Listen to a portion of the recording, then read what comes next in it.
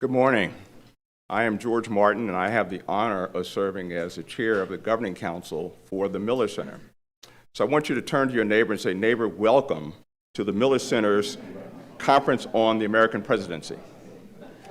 So thank you so much for being with us. This is an exciting couple of days for us, and I know the staff has been preparing diligently for this, and we're all excited. So we have our first presidential conference 2 years ago in October, and that was a tremendous success, and there was quite an uproar in terms of the need for a second conference. And we're not going to put any pressure on Bill, but gosh, it sure would be nice to start planning a third one. So over the past couple of decades, by the numbers in terms of benchmarks, presidents have grown more powerful, more partisan, and less popular. We have assembled scholars here today, practitioners, journalists, to discuss these trends. But not to just discuss the trends, we also want to talk about solutions.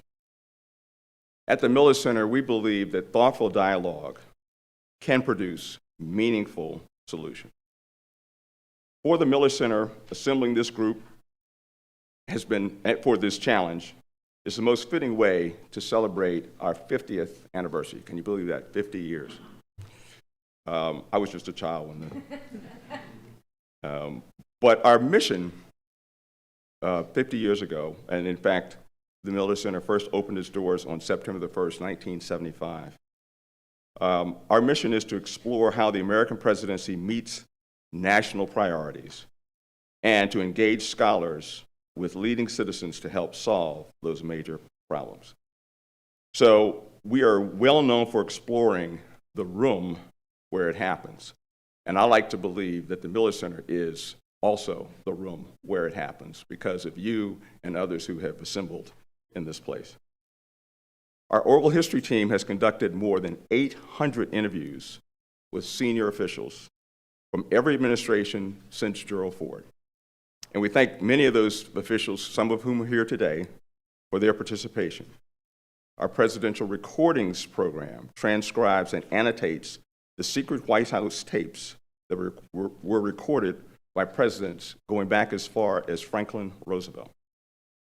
We have published more than 600 hours and 5,000 transcripts of these unique recordings. Our scholars use this vast archive and practitioner network to help illuminate the presidency and address national priorities. Through policy research, task force, national commissions, we work in a nonpartisan way to advance policy and governance solutions. Here again, the emphasis on solutions. The conference themes, executive power, partisanship, and public trust, connect with our principles of the American Constitution. So James Madison, who's one of my favorite founding fathers, and as many of you know, he served on the Board of Visitors at the University of Virginia and also served as the rector at the university, was one of the authors of the essays that compiled the Federalist Papers, and he primarily focused on separation of powers, and Hamilton focused primarily on the presidency. But in writing the Federalist Papers, in Federalist number 51, Madison said, ambition must be made to counteract ambition. So Madison reminds us that energy in the executive is essential, and also that it must be balanced by the interests and needs of the legislature and the court. In the separation and sharing of powers that preserves liberty and prevents overreach. So finally, our founding fathers had a vision that we are seeing today, and obviously they had tremendous vision. And of course, here at the University of Virginia, we are extremely proud of one of our founding fathers, Thomas Jefferson. And I think Thomas Jefferson would be proud of what we're doing today. And the only negative thing I think that Thomas Jefferson would say about the Miller Center is that it wasn't his idea. So recent weeks, we've seen political violence, we've seen debate at an unprecedented level of division, Jefferson himself said in his first inaugural address, "Every difference of opinion is not a difference of principle." Or as Lincoln said in his first inauguration, "We are not enemies, but friends. Though passion may have strained, they must not break our bond of affection." So again, welcome. I think we're going to have 2 exciting days, and at this time I'd like to call on Paul Mahoney, interim president of our great university.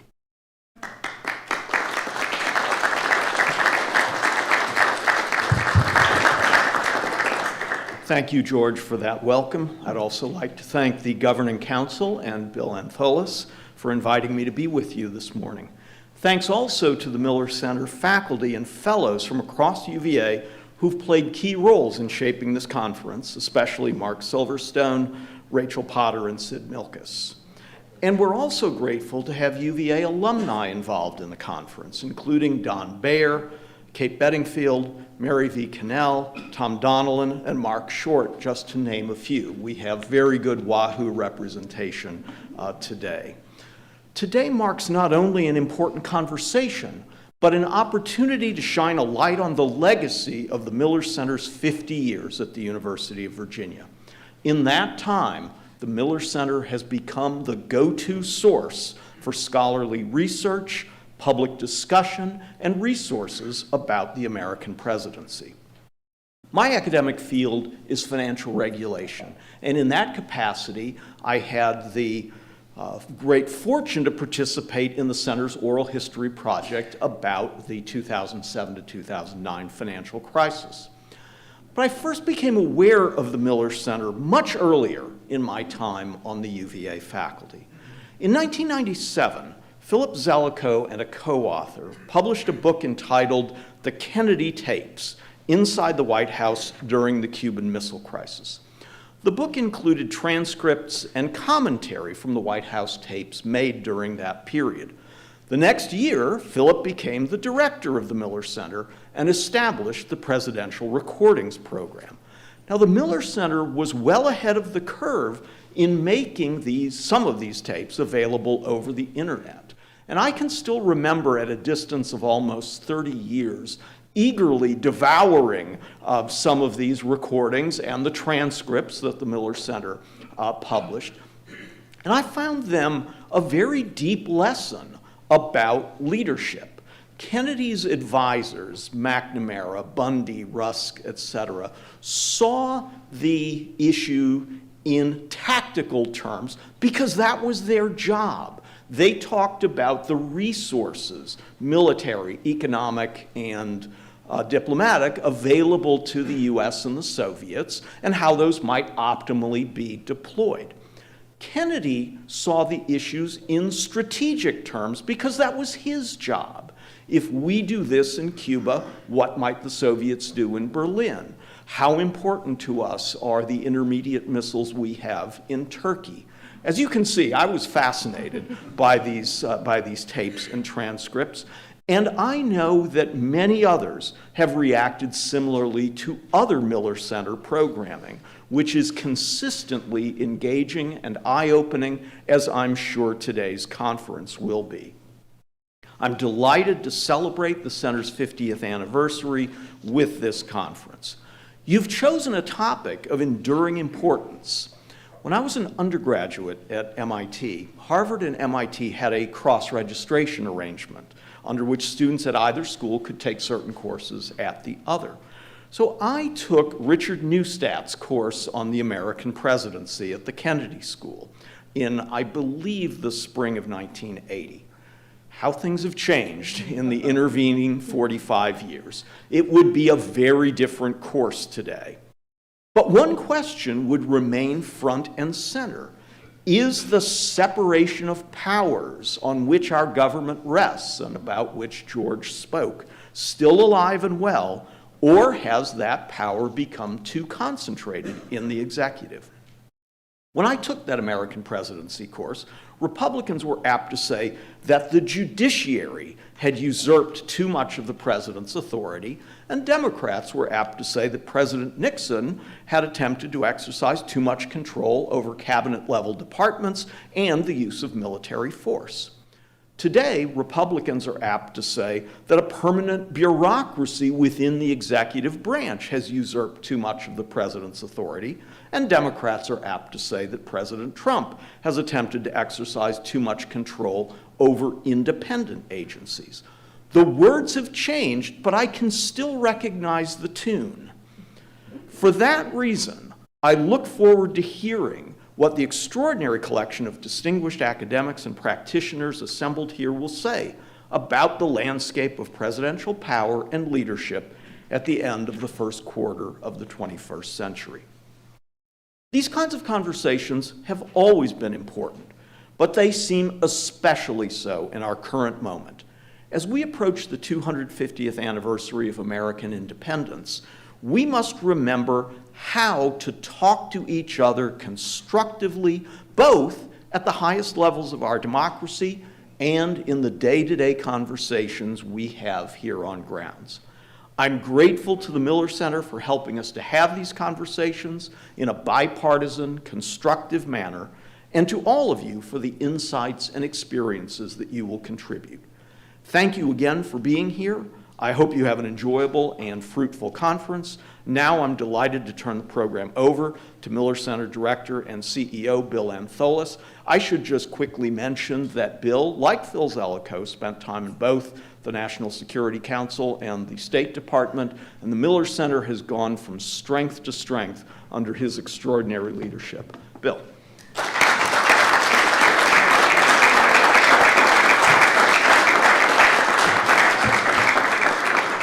Well, thank you, Paul and George. It's really terrific to have both of you kicking off our programming today because you're both longstanding friends of the Miller Center. When I interviewed for this job, George was rector of the Board of Visitors, and I interviewed with George. And shortly after arriving, when I arrived, Paul was the dean of the law school, and he was one of the first people I reached out to because part of my hope for the center was it would draw resources as it had over the 40 years before I took over from across the university, and the law school is really one of our strengths. As one can tell from how many law graduates we have in the room, I look around and I see 1, 2, I can keep counting, 3, 4. I'll stop counting because we have as many from Darden, the college, the Batten School, and the other parts of the university. My job today is to do what I'll call elevated housekeeping, but with a little bit of goal setting at the beginning. Over the next 2 days, we'll focus on understanding and improving the modern American presidency, or as George repeated, our strategic priorities laid out 50 years ago by our founders. We explore and we engage. Today and tomorrow in the mornings, we'll have these roundtable discussions. These are problem-solving sessions. People, as Paul well laid out, these issues have been deemed problems in American history going back to the founding era. And yet people from both sides of the aisle tend to take similar positions as they have in the past, yet with nuances and concerns, and sometimes people crossing across party lines to take different positions. And we want to hear that both to understand where we are in the presidency, but if we have a problem, how do we get to solving it? And we'll hear a number of recommendations over the course of the next 2 days, and we'll look to this group to see if they're actionable and what a group like this and others can do to affect it. So today we have 2 roundtable discussions on what we call democracy and bureaucracy, and tomorrow we have 2 roundtables on sharing powers. Democracy and bureaucracy looks at how democratically elected presidents, but also democratically elected Congresses, shape the relationship between the branches, and what a democratically elected president can then do with a standing bureaucracy that was created by acts of Congress signed into law by the president. Tomorrow's roundtables are on sharing powers, how it actually works or doesn't work, particularly between the president and Congress, but also the role of the courts.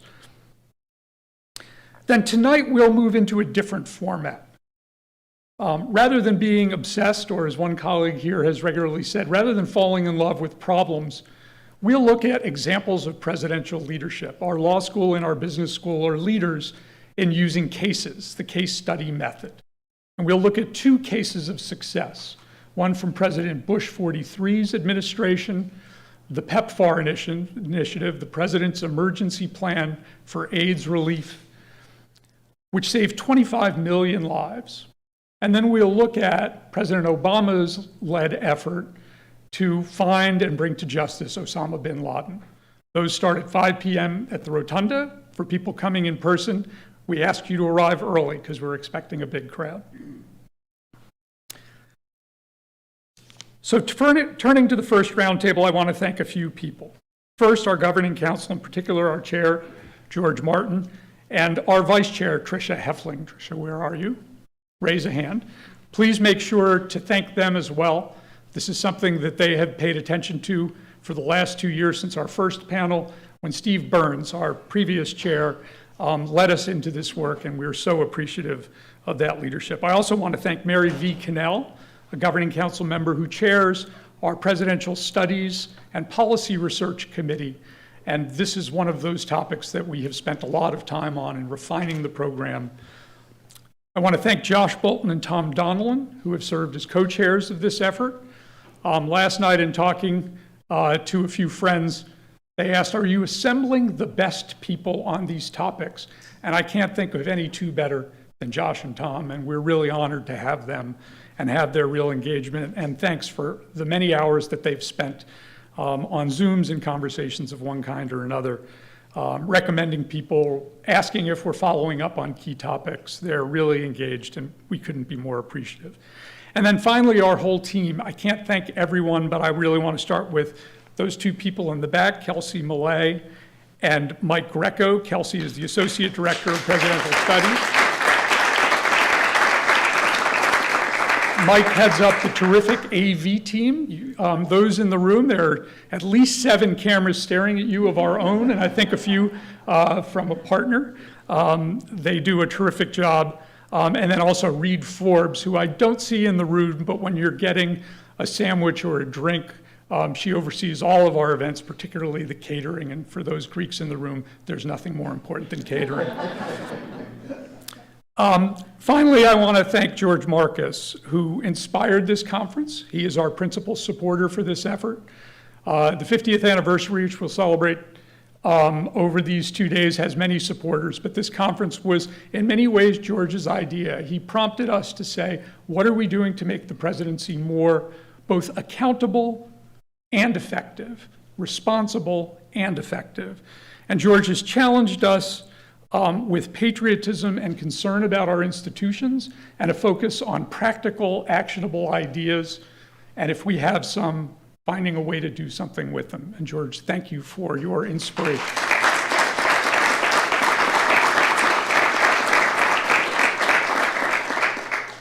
He also has 2 great restaurants. Talk to Kelly McCaskill if you want reservations. So now to our first panel on democracy and bureaucracy.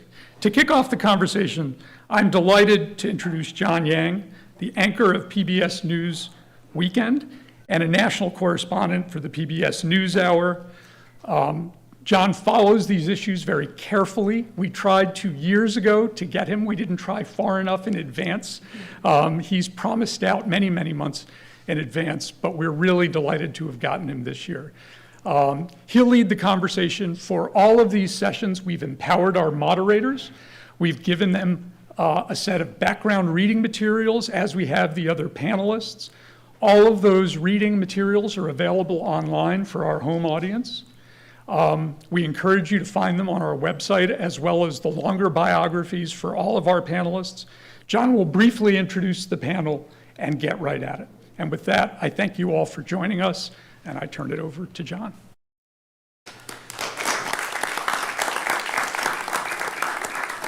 Thanks, Bill. Thanks, Paul. Thanks, George. I must admit, even though I'm the one leading this conversation, There is so much expertise and experience around this table. I distinctly feel like I'm in a college seminar and I haven't done the reading.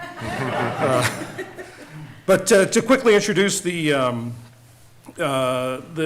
panel, starting at that end, Guian McKee, who's the White Burkett Miller Professor of Public Affairs here at the Miller Center. Shalonda Young, who was the OMB Director under the Biden administration.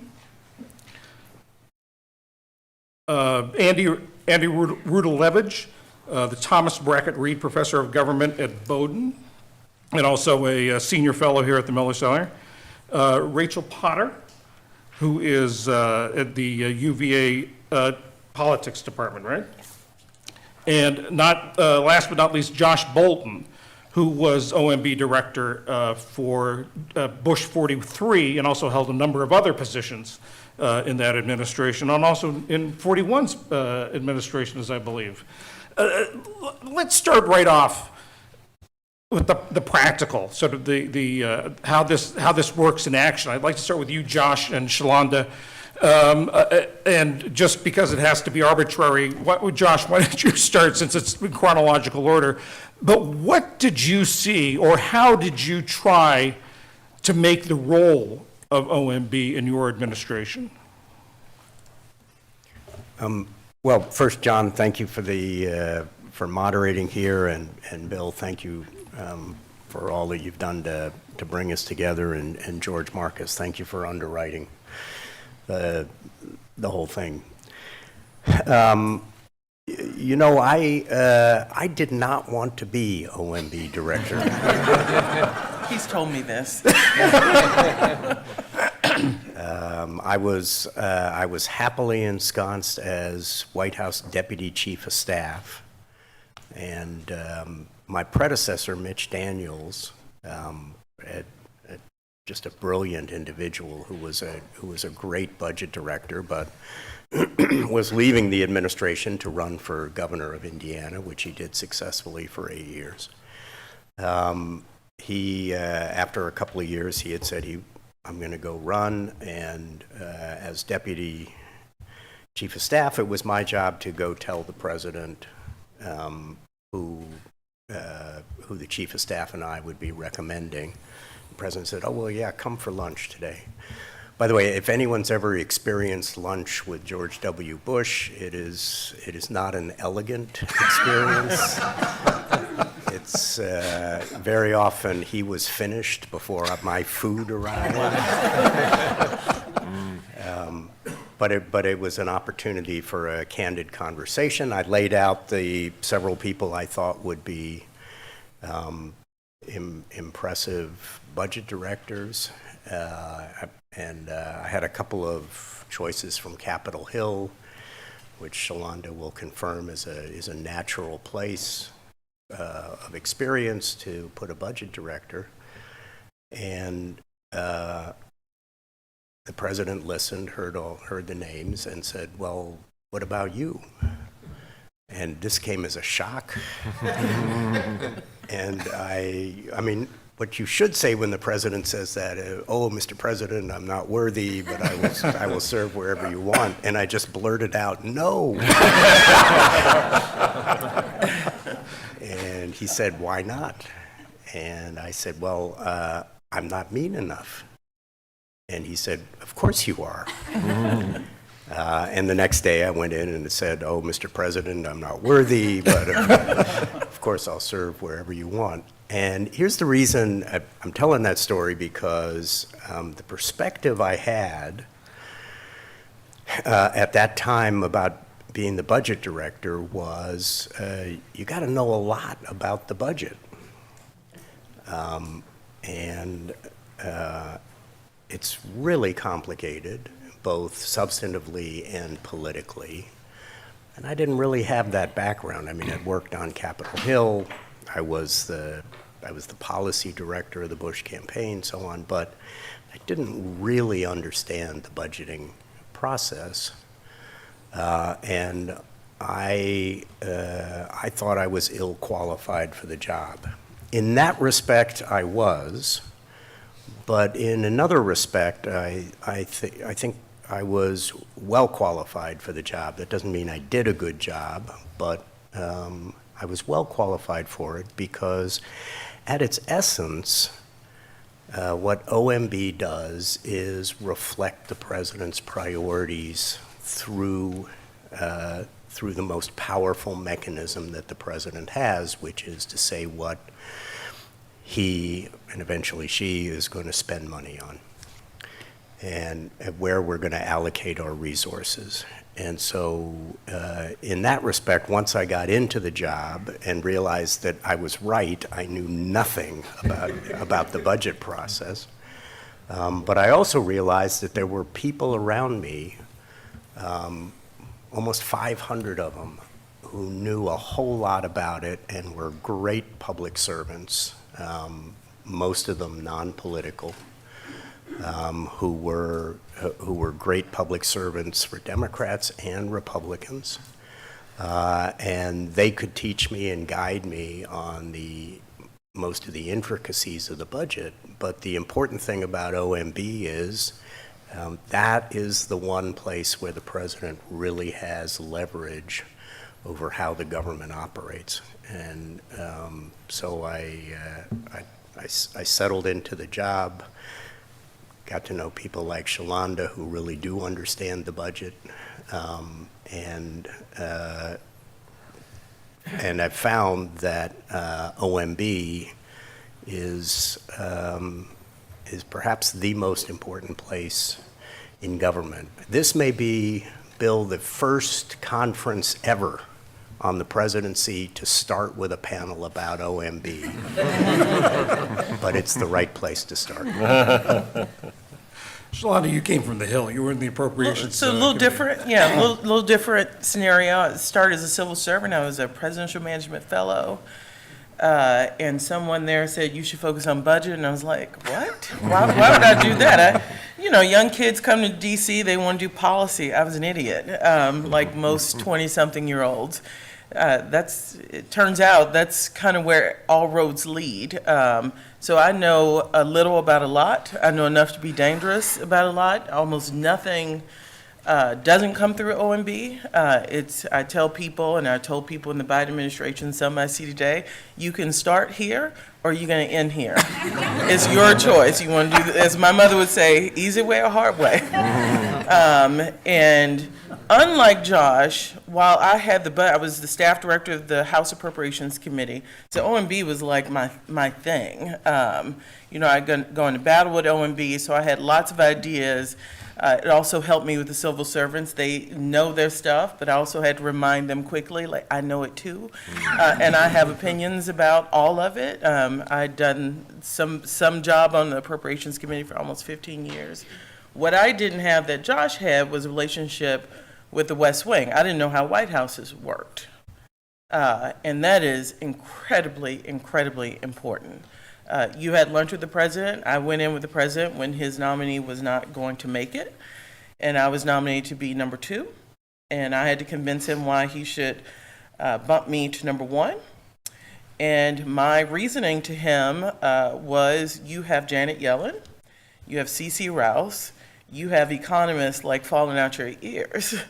OMB is the hammer, and the practical person who takes your economic message and your budget and works with Capitol Hill. And the thankfully long-term senator, I think, understood that message. And each president has a different view of how they want their economics team. And certainly when I sat down with Janet Yellen, she said things that just blew my mind I'd never thought about. And then I'd start talking about the Hill, and she's like, no, what now? And I think that was a benefit to have a team who saw, things like the debt limit, which always ends up in modern history being a crisis when we have these conflicts and partisan tensions, having people who can talk to the financial markets and who can go berate their former friends and colleagues into ensuring we don't see the worst calamity.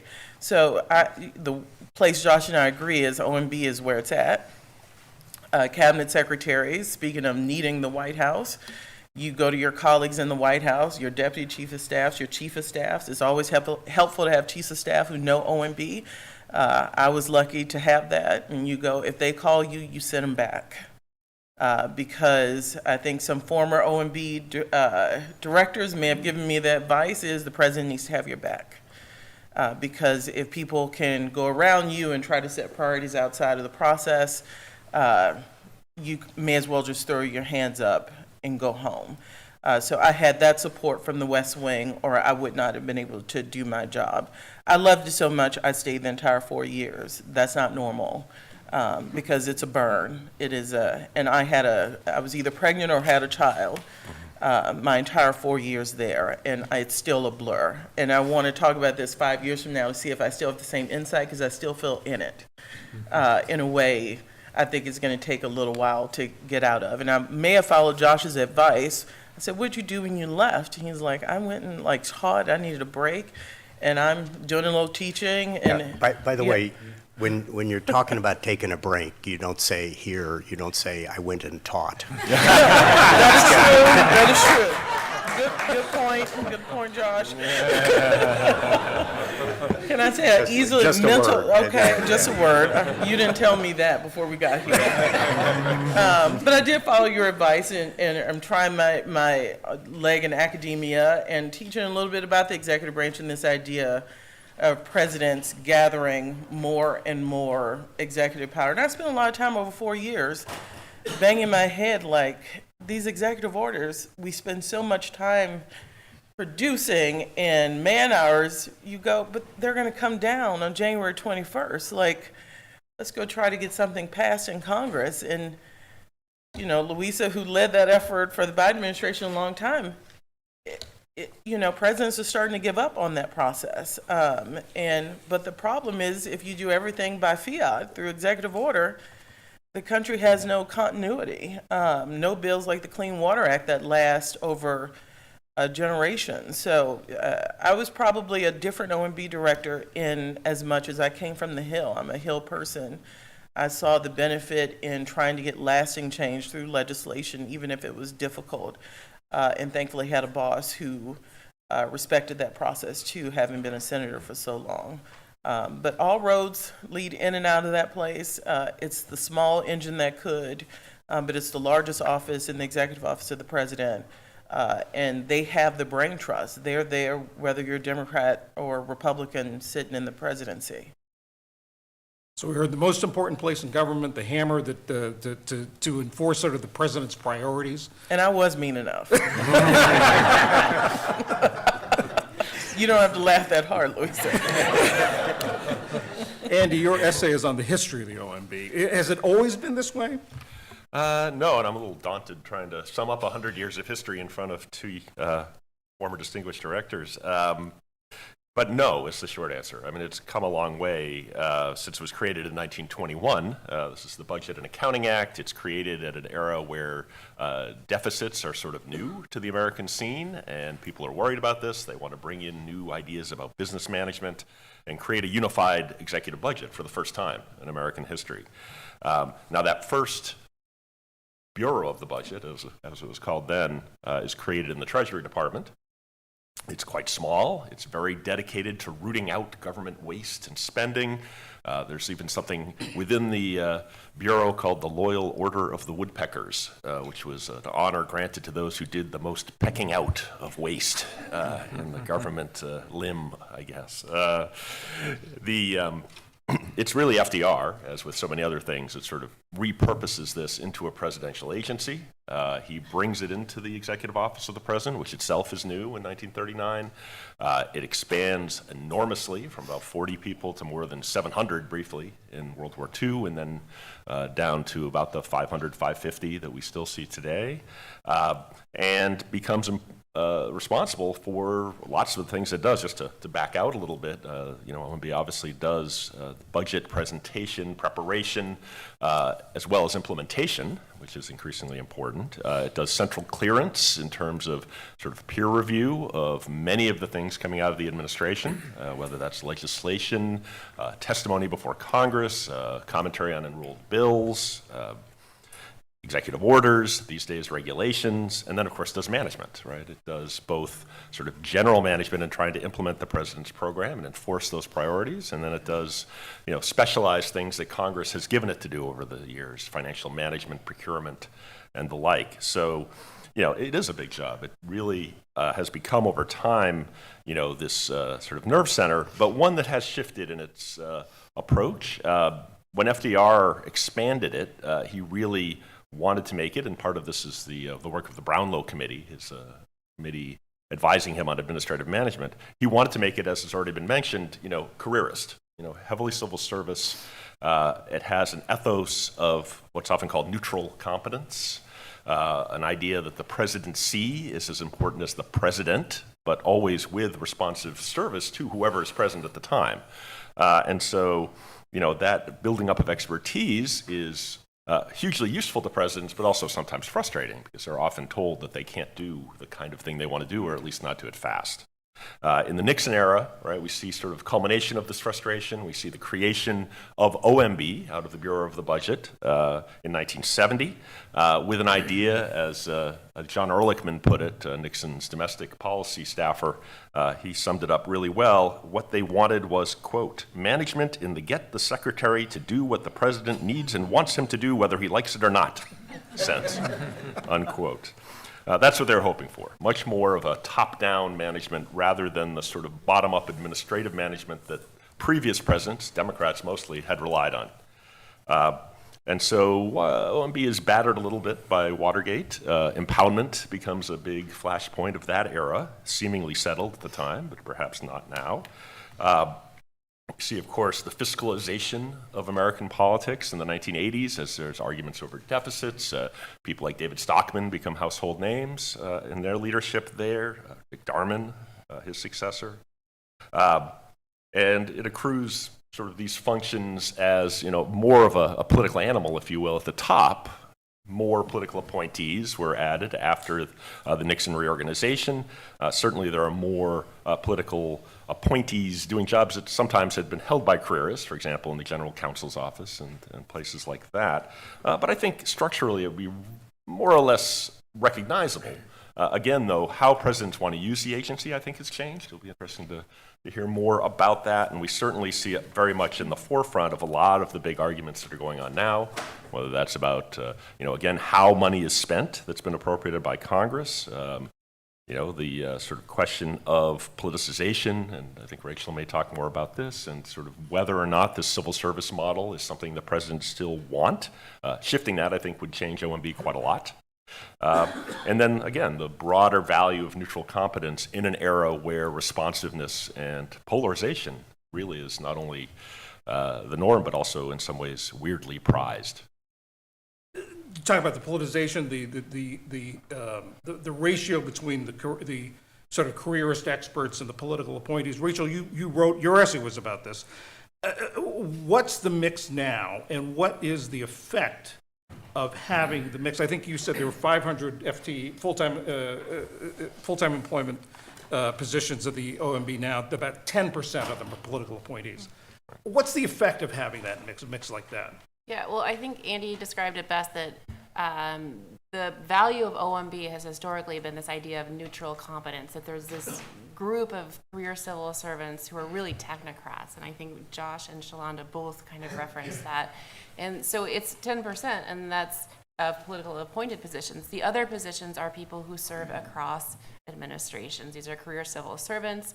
I was one of them. I worked, actually Josh was my boss. I don't know if he remembers. I remember. Yeah, Shalonda would have remembered you. But I didn't know my colleagues' political affiliation. The culture at OMB and many agencies, right, is not to talk about your politics at work. You do the job. The job is reviewing regulations or preparing budgets. And I think the current pressure on OMB is kind of laid out specifically in Project 2025, where the current administration talks about OMB becoming, and this is not necessarily in rhetoric a huge break, but I think maybe in practice, they talk about it as the keeper of the commander's intent. And right, Josh said the OMB is the place where the president can get his agenda done and has leverage. And that's always been somewhat true. I think the big shift that's potentially on the horizon is changing the nature of the hiring and firing of career civil servants. So there's been a number of policies floated by the current administration that would make it such that career civil servants could be shifted into political appointee-like agencies. And OMB in particular was, in the first Trump administration, targeted with 68% of the career civil servants shifted into these positions. And so that really could change the tenor of OMB if that happens, right? If this is sort of a more political position, right, are you going to tell the boss the thing they don't want to hear? Are you going to sort of invest long-term in the agency and building institutions within it if you're maybe not going to be there for a while? So I think that is like the biggest thing on the horizon for OMB. And maybe we can talk about other things because there's clearly other big issues, but that's one I think that in sort of what is the institution going to be like in 10 or 15 years, I think that is one of the... Again, the place where sort of politics and expertise come together and are often debated is in healthcare policy, and you've examined that. Can you talk a little bit about that, about how we've seen it interact over the last several years? Sure. Thank you, John. That's oversimplification, but I would say that I would divide the answer into two domains of healthcare policy: healthcare finance and public health.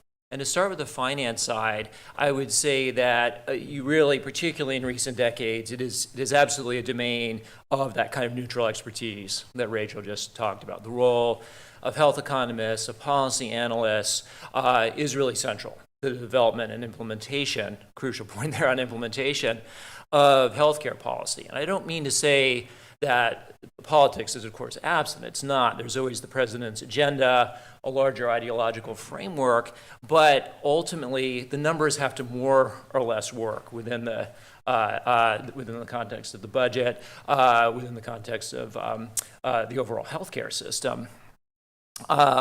So you have a layer of that economic expertise, whether it's OMB, Center for Medicare and Medicaid Services, Domestic Policy Council, really throughout the executive branch and into Congress. Another crucial point, and even outside of the federal government. In healthcare, the role of major economic interests in the field of hospitals, of insurers, all the different actors that come into play when you're talking about 18% of GDP, all of whom possess their own expertise that in one way or another constrains the capacities of the political appointees or even the president. As far as exceptions to that, I would actually go back to 1965 and Lyndon Johnson and the passage of Medicare and Medicaid. This is before you really have this level of development of the administrative state. And in the passage, in the debate over the legislation, President Johnson and the chair of the House Ways and Means Committee, Wilbur Mills, who was central to this process, engaged in what I might describe as strategic ambiguity about the long-term costs of Medicare. And they weren't even really thinking about Medicaid until the very end. And I'll just, as an example of this, a phone conversation between LBJ and his new vice president, Hubert Humphrey, on March 6, 1965. LBJ explained that, quote, "I went up $500 million on this health, extra. So don't argue with me. I'll go $100 million or $1 billion on health or education. I don't argue about that any more than I argue about Lady Bird buying flour. You got to have flour and coffee in your house. And on education and health, I'll spend the goddamn money. I may cut back some tanks, but not on health." That's not something that you're going to have today in the area of healthcare policy. No, but the development and the change in that period of 60 years is striking. And the result of this is, on the one hand, you do have an underestimation of the costs, and choices about payment mechanisms, incentives for doctors and hospitals lead to a soaring level of costs just within the 5 years after implementation. On the other hand, and to the point about passing major legislation, you have a major social policy innovation that 2 generations on is still with us. I want to talk a little bit about that implementation part. Josh and Shalonda, you send up the budget to the Hill. They do what they do to the priorities. How do you implement? How do you make sure that the agencies, the departments, are implementing the president's agenda the way he wants to see it? Either one of you. Well, I know from firsthand experience what I did with the budget on the other side. And Lindsey Graham reminded me, he said, you know, we throw that thing in the trash when you send it out. I go, yes, Senator, I do. There are useful things to have the bureaucracy put priorities down and consolidate and do that process. It's not because you're going to get it. It's because there instills some discipline. If you prioritize everything, you prioritize nothing. That is a hard message to get across to people who waited their entire lives to be secretary of what.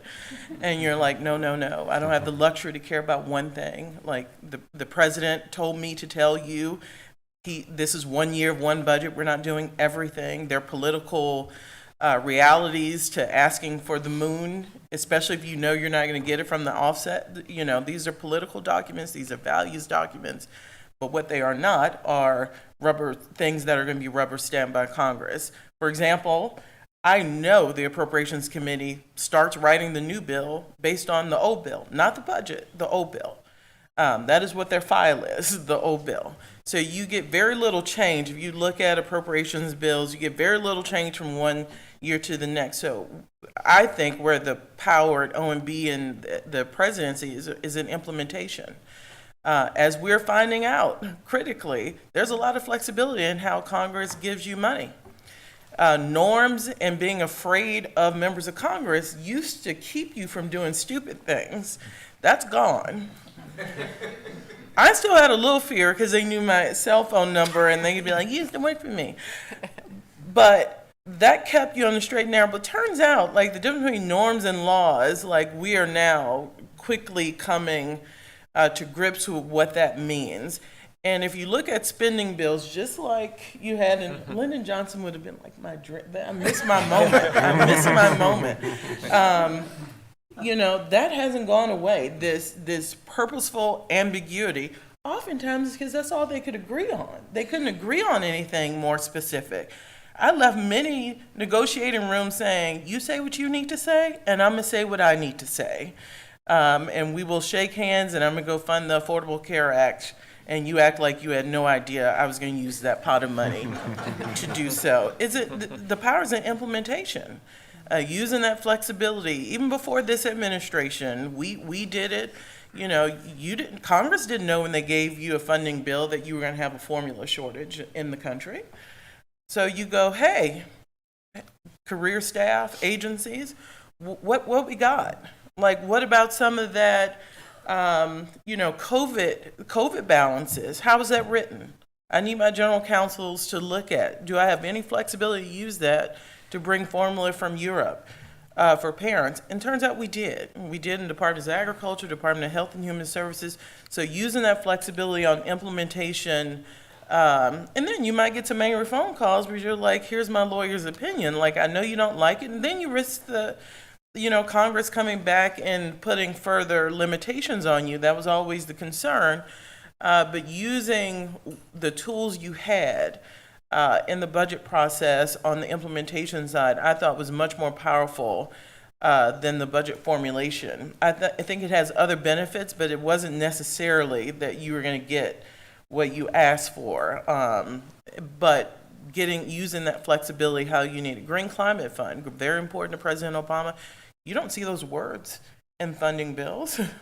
But we had the flexibility in which to make that decision. I mean, we couldn't do something else, but we used the flexibility given to do something the president wanted to do.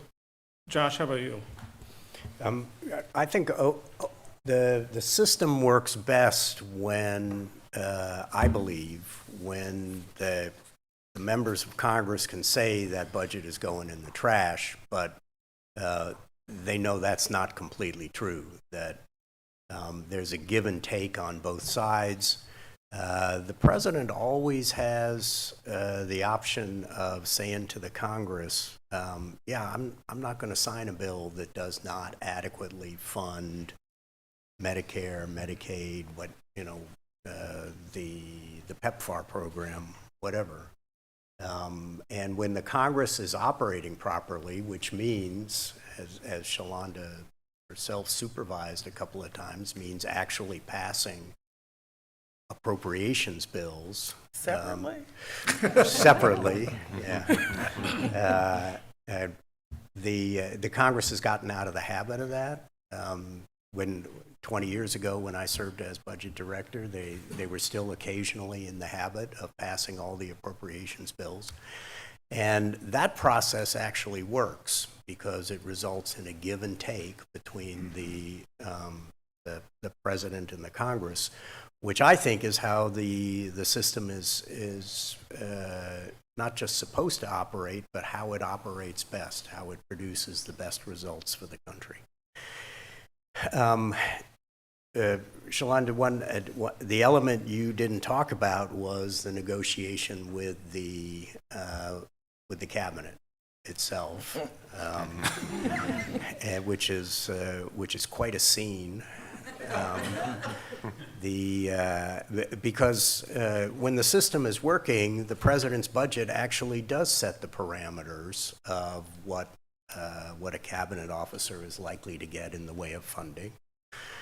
And cabinet officers will come to OMB and the White House and say, I have a great initiative. It's going to require an extra $200 million. And we need to find, where in the budget we can ask for this additional money. And by the way, not my budget, somebody else's budget. We need to find that money. And I think that's a super important process, even when it's, as Shalonda said, even when it's not well accepted up on the Hill, it's an important discipline for the administration itself. Shalonda mentioned at the outside the importance of the president and the White House having the OMB directors back. That is critical in that internal budget creating process. And cabinet officers would always feel free to go around the president. So what we did in the Bush administration is we established an appeal mechanism, which I see Chris Liddell, I think you operated something similar in the first Trump administration. And the appeal mechanism was that if a cabinet officer really disagreed with some important element of the allocations that the budget director had provided to that agency, then the cabinet officer could appeal to a committee that included the chief of staff, the vice president, a few of the other senior presidential advisors, and the OMB director. Now, in reality, this committee was controlled by the OMB director, and very few appeals were granted. But it had the effect of preventing the president from being inundated with appeals that he didn't particularly want to be in a position to decide. That I forget what we called the appeal committee, but the appeal committee would have ruled, and then the chief of staff can say to the cabinet officer, now you're free to appeal to the president, but be aware that all of his advisors have reviewed this and rejected your appeal, and most of them would not appeal. And then the president was well empowered to make a sensible decision, sensible defined as whatever the OMB director. Now, Josh, we didn't do that. Yeah, I noticed. Yeah. I always kept some money back, and worked with career staff. Like, what do you think it takes to make the secretary, the deputy secretary happy? And usually in that first pass, I could negotiate my way to not bothering anyone in the West Wing. There are always the few who would not give up. I kept very close eye on who I thought could break through the West Wing and who couldn't. Some I'm like, good luck. I think I can get around you. There are some, like your defense secretary, who's going to see the president all the time, and he's going to use that opportunity to bring it up. And I beat him, like just, you know, it was just, you know, trying to make your arguments to the boss, and I beat him, and the OMB career staff made me a nice little sign that I hid in my desk and didn't show anyone. But I think the secretary might still remember that scenario. But we didn't do a panel, but that may have protected me a little more. What did the sign say? I won't say.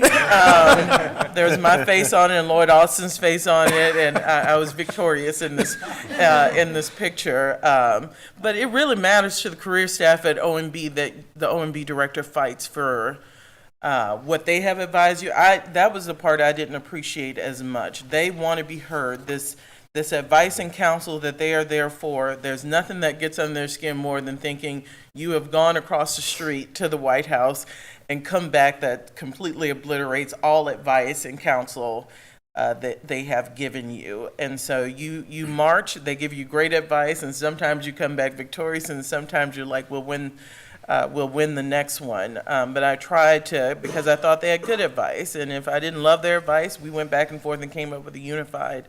But it was incredibly important to civil servants, and I think cabinet secretaries will say the same thing, that they fight for the prerogatives of their agency for morale, if not for anything else.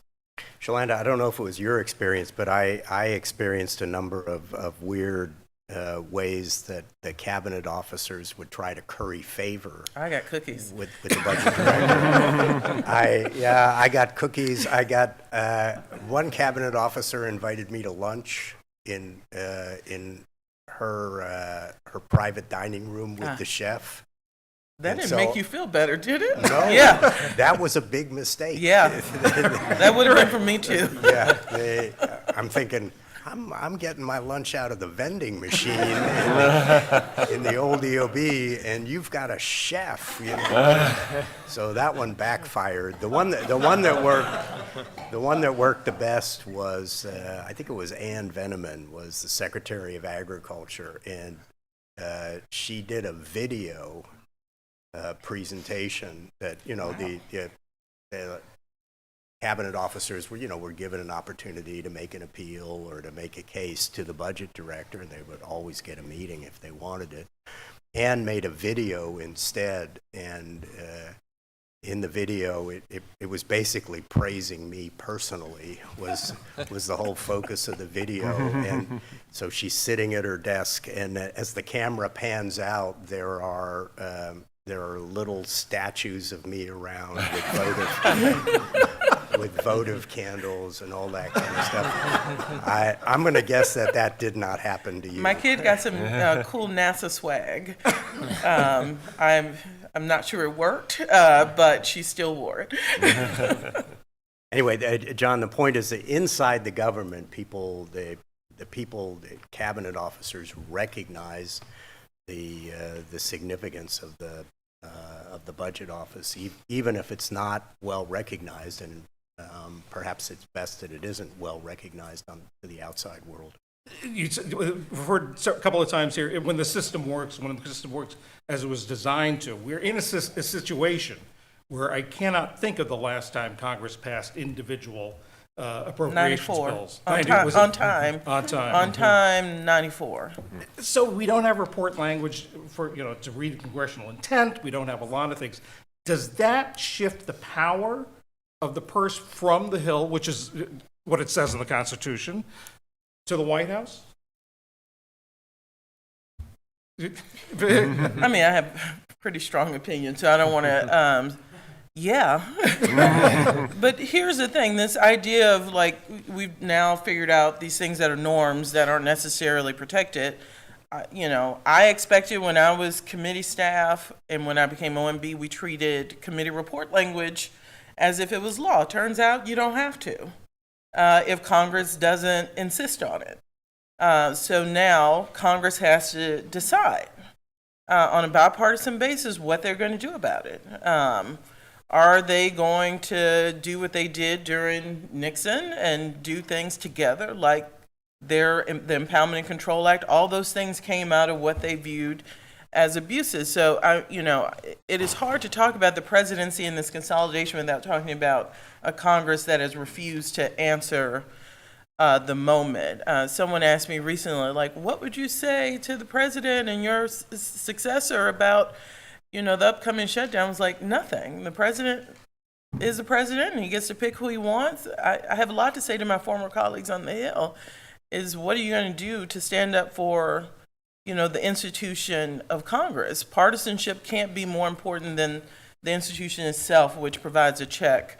And I think the judiciary is waiting to see and is taking incremental steps to see if Congress is going to step up and take its power back. And so far, they haven't. But I think it's a little bit a shock and awe for all of them. Republicans, Democrats, it doesn't matter. They're trying to figure out how to respond to this moment. First you heard, if there are this pocket rescissions, which, by the way, I'd never used that phrase ever in life. These new phrases are coming up. We're going to be really mad. It happens.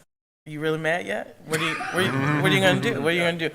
Well, if they send up another one, it's like, come on, guys. So, yeah, I think they're figuring out. I don't know where the point is where you start to see bipartisan movement. The last time there was a bipartisan kind of push to bring some transparency was when I was OMB director. I go, so you do this now when I'm here.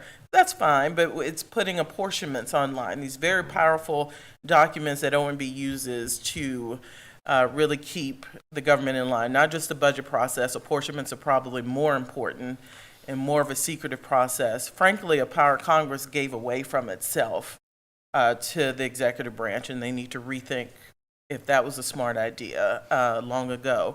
But those are now online, or are supposed to be, and I think they're back online after a court case.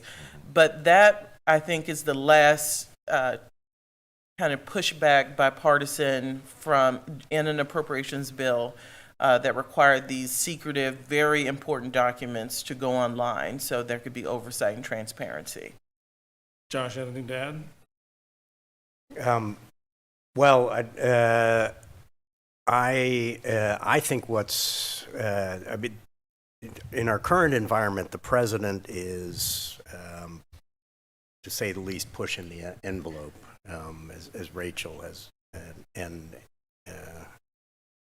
Andy and Guillen have all described. But I think the right answer to that is the one that Shalonda was suggesting, which is that the Congress needs to assert its prerogatives. And if the Congress does not assert its prerogatives, the president will continue to encroach on them. You can hold your breath until you turn blue at the president, but the Congress does have these constitutional authorities, and it's up to the Congress to execute them.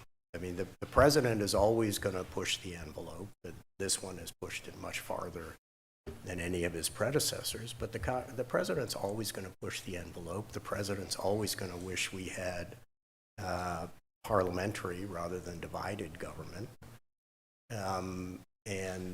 That's just a feature of our system.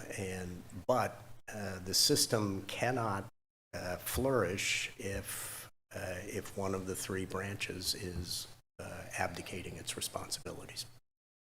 Why don't we open up for questions? I believe there are microphones in the crowd to go around. If anybody, there's a question over here.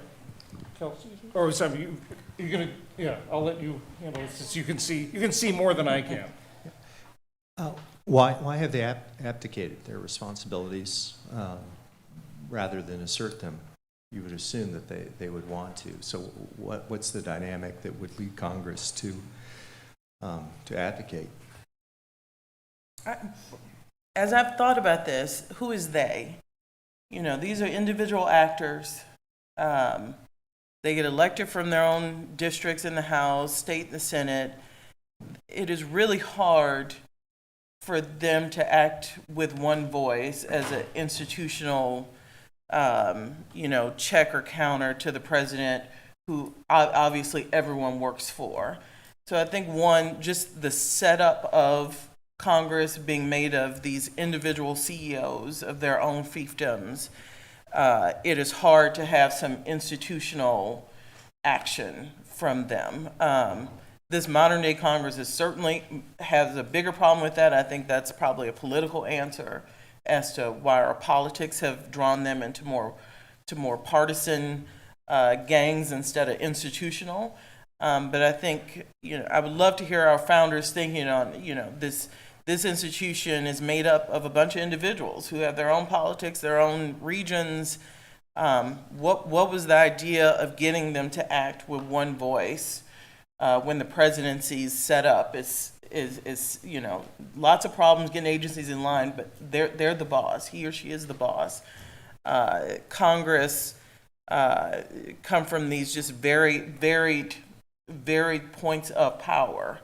I do think they used to act with more institutional protection, but again, I think people who studied the political changes in our country can explain why I think party has trumped, no pun intended, trumped institution.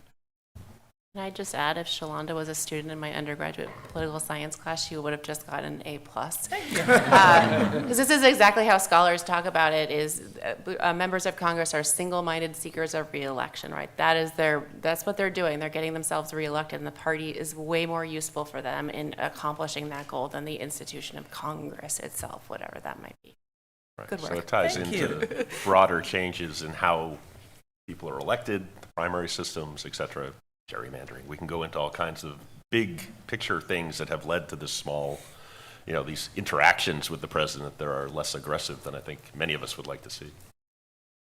Yeah, John, can we, instead of my answering the question, could I ask if I could turn it back to the questioner? Sure. Because the person who asked that question is Pete Wehner, who is one of the most incisive observers of our civic culture. Pete, how would you answer your own question? I'm not exactly. I assume that the dynamics have changed because you had powerful presidents 50 years ago, but Congress was still willing, to stand up institutionally. So I assume that the political incentives and the career incentives had shifted in a way that they make the calculation that opposing the president is going to be more costly to them than standing up to him. So that may come back to the primary process and how things have shifted over time. But it does raise the question then of what practically can be done. Now, maybe the key here is political change that leads to institutional change, which kind of calms the system down and gets it back to equilibrium. But it is striking when you talk to people who have studied this for years, who worked on the Hill, of exactly the point you made, which is they simply are laying down, and that's not how the system was designed. So it's dysregulated right now, and I think it's coming at a cost. Hi, my name is Sophia. Thank you so much for this fascinating conversation. I write Politico's West Wing Playbook, and my question for both Josh and Shalonda is, with the September 30th deadline, when some of the funds for this fiscal year expire, I mean, have you been in touch with some of your former colleagues on the Hill, some members? I mean, what are they thinking privately? And to your point about they should take action, what should they do specifically? Where should it originate? Should it be a bill? Talk us through a little bit more in specificity of what you're hearing, what needs to be done. Thank you. Well, one, I thought, after 24 years, I was like free of this, and my mind would go to greener pastures, and it was a famous movie, I Can't Quit You. Every 5 days, I'm like, I'm just done. I'm done. And then I call somebody. I'm like, what are y'all doing? in March, we never shut down in the Biden 4 years, ever. Even through some personal risk with Senate not voting until 1 or 2 in the morning, I probably should have shut it down. Because I'm kind of on the hook if we're spending money and somehow this vote falters at 2 a.m. We should have shut it down at midnight. But it was so important, I thought, to have a 4 years where the budget process did not descend into pure chaos. It was chaos, but maybe let's try to like a reprieve from shutdown. So we did not. So I consider myself, I will look for a deal anywhere. I will look for a middle ground anywhere. No one gets everything they want, ever. I don't understand people who think they, can live in divided government or government this close and they can walk out with their best partisan dreams. I've never understood that. And they know that. They're in the vote no, hope yes caucus. And I say all that to say, in March, enough had happened for me where I was done.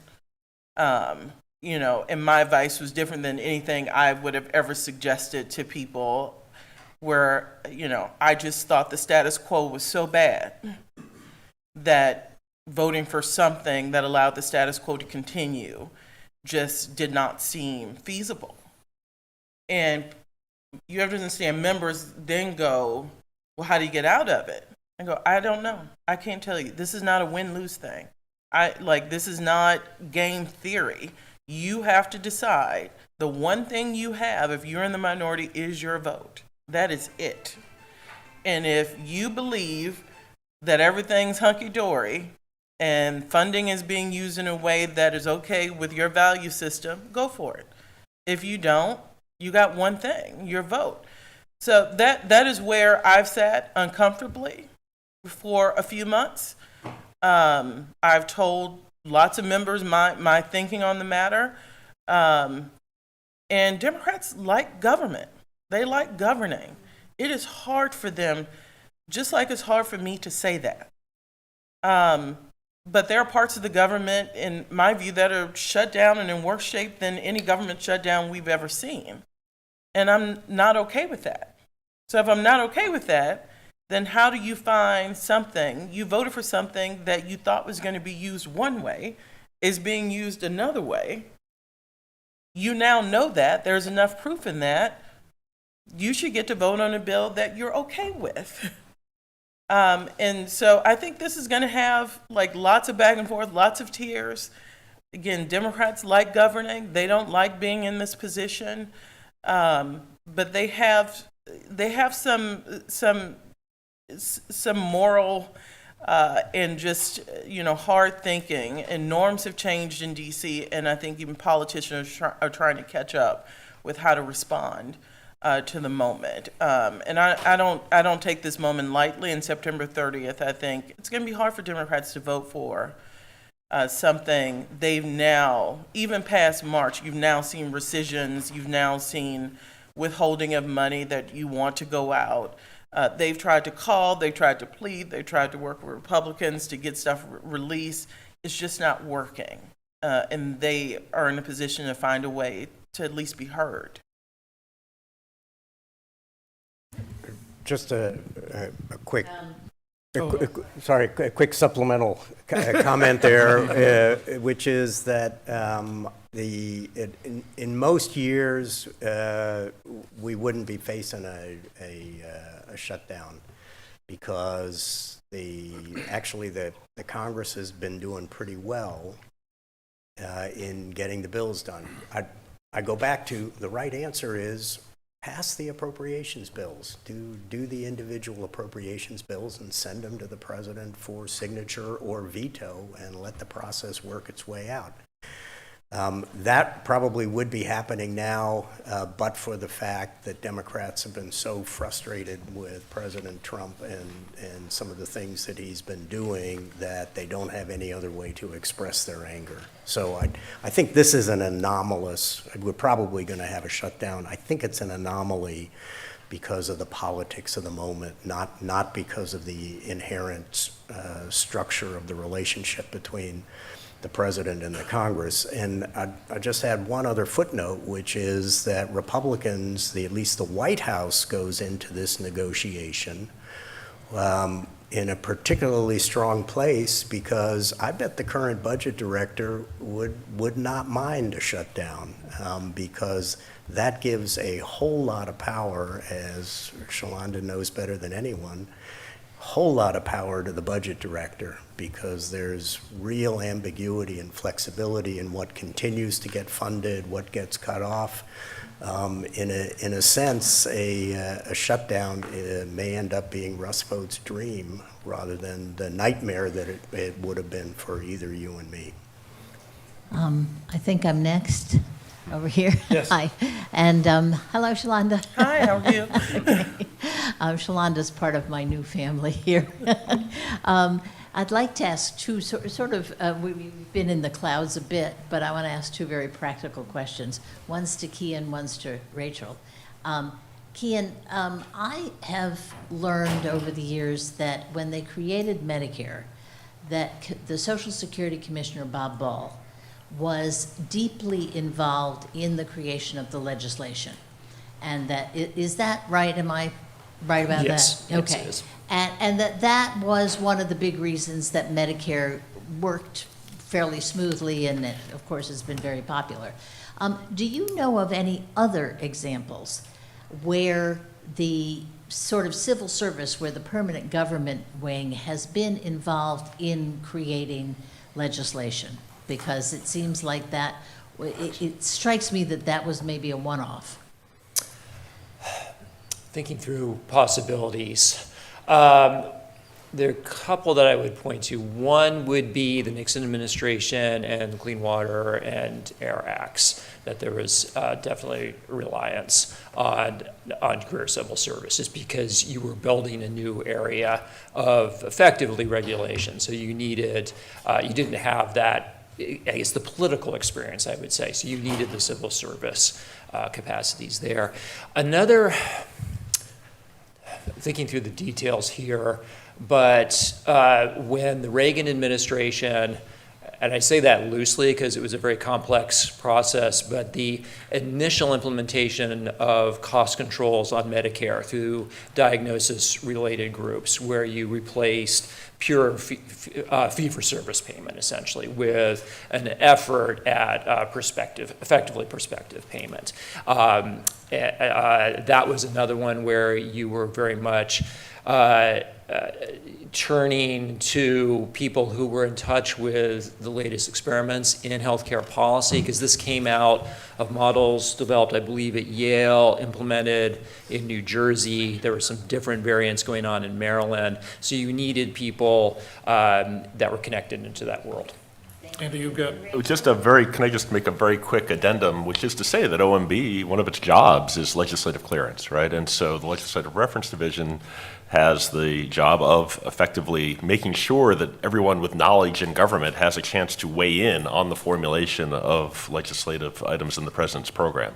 So, I mean, I think it's actually quite common for civil servants across the government to be asked. Again, I think that, where that process stands at the moment is a little bit in doubt, whether we're talking about legislation or executive orders, even regulations. But, that has been a valuable function for the president to know what the people in the administration are doing, and also, again, what they know.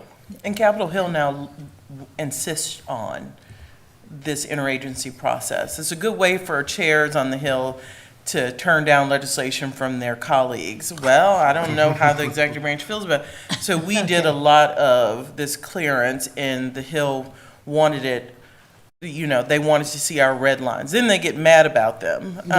Okay. But we did a lot of this interagency clearance on legislation, stuff that never became law. It takes up a lot of time. But it is nice that there was a way, and the Hill really wanted it. That's probably a change. But I think committee chairs use it as a way to not move on things if they don't get feedback from the executive branch. And for Rachel, Schedule F, do we know how many positions have been converted?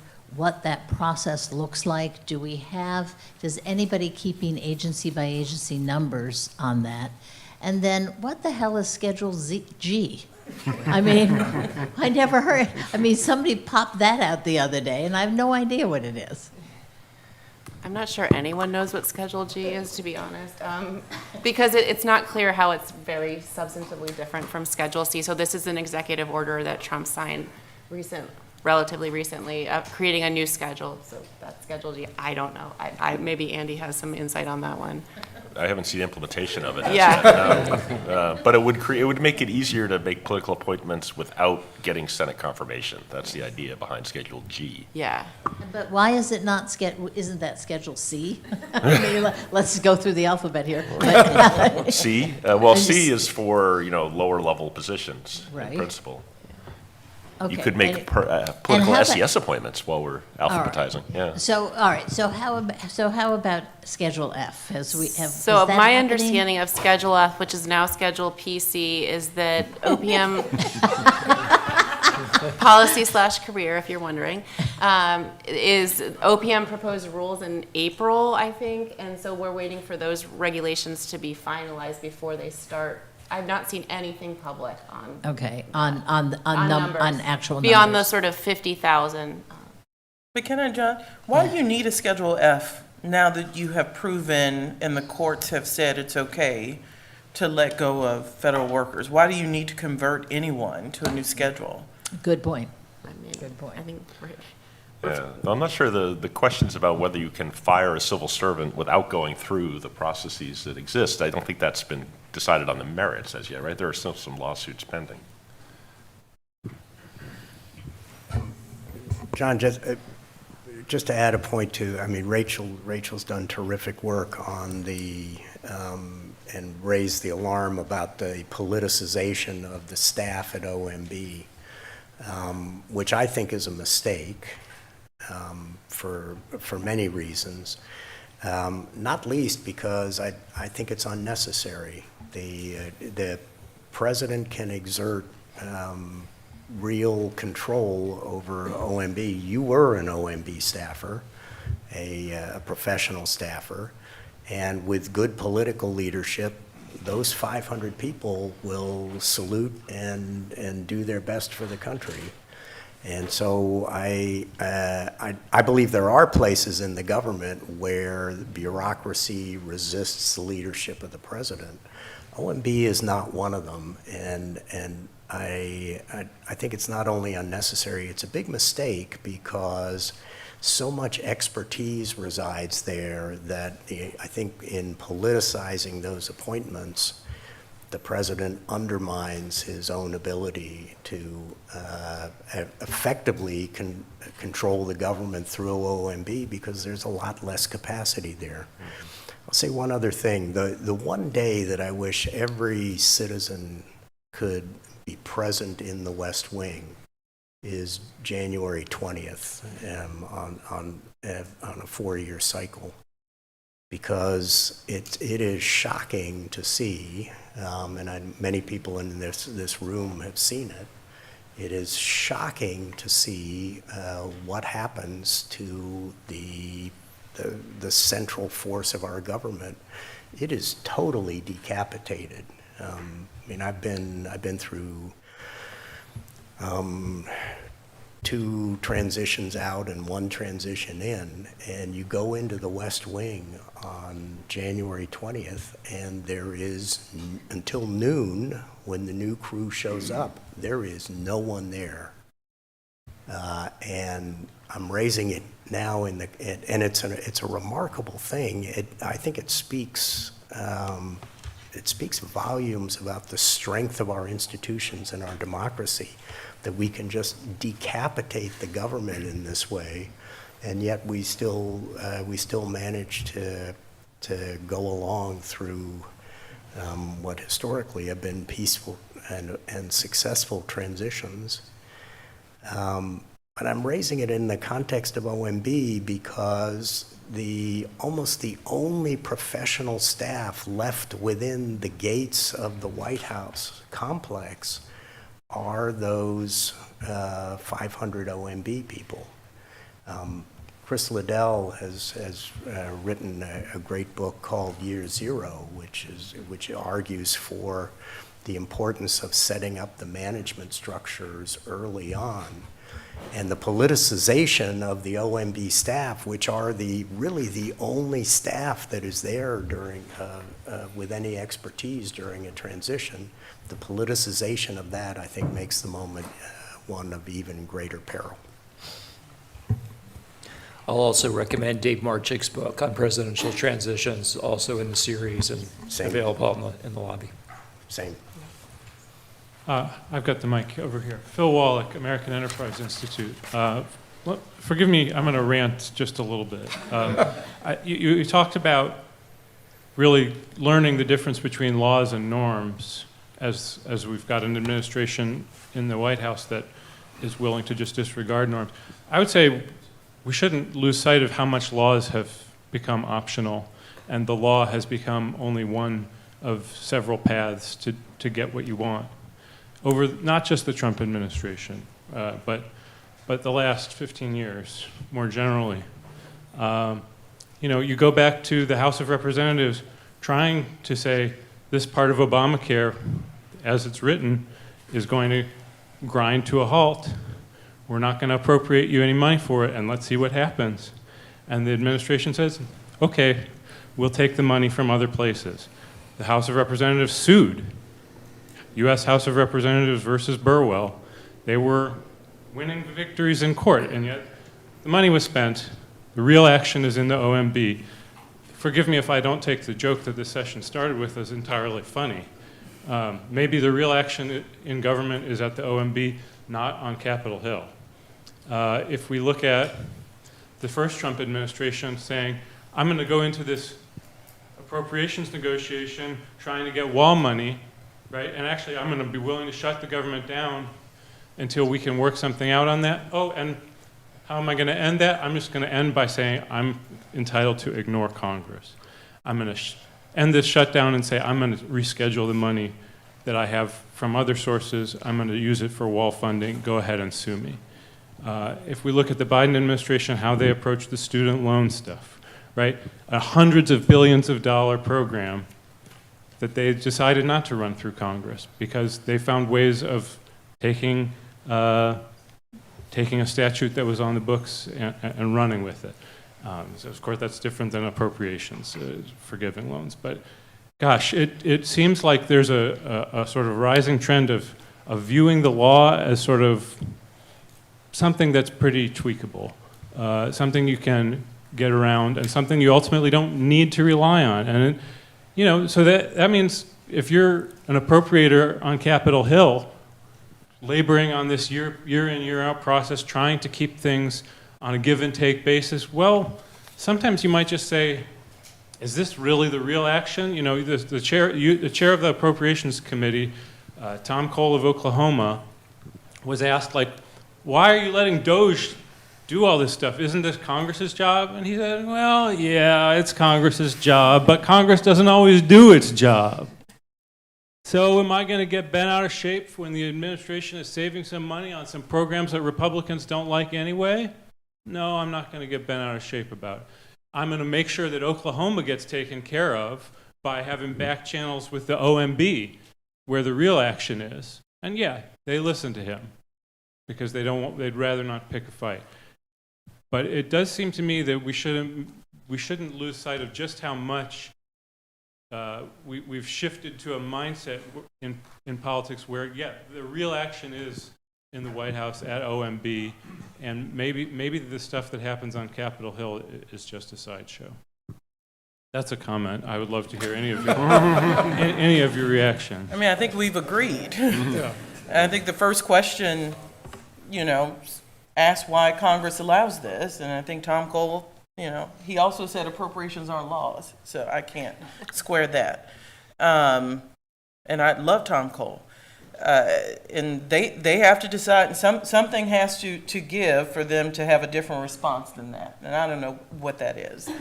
But, the first two examples you cited, I was a new staff director during this border wall negotiation. We all kind of knew that was in the background. Like Mitch McConnell changed his talking. He knew there was no other way to deal with the president other than to say, fine, do your national emergency. Now, whether I liked it or not, he beat us in court. The courts mostly said, sure, Congress lets you set this national emergency, and we'll do it.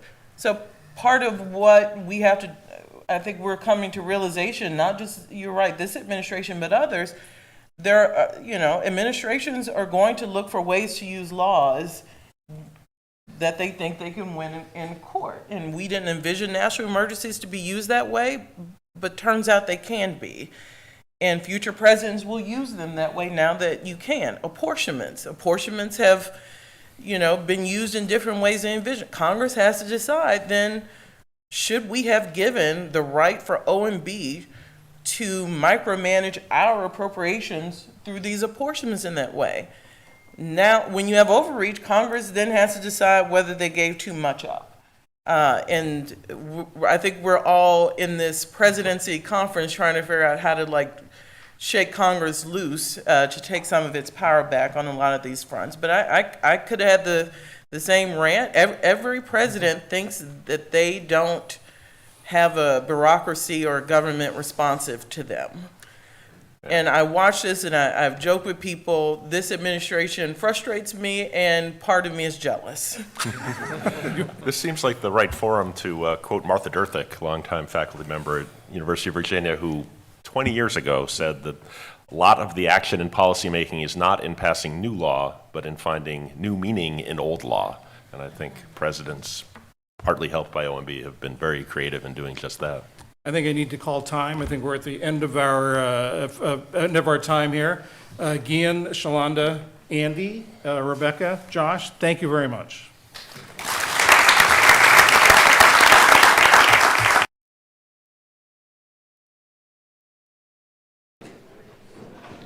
So our second panel in the day focused on democracy and bureaucracy is called A Strong Executive and Agency Independence.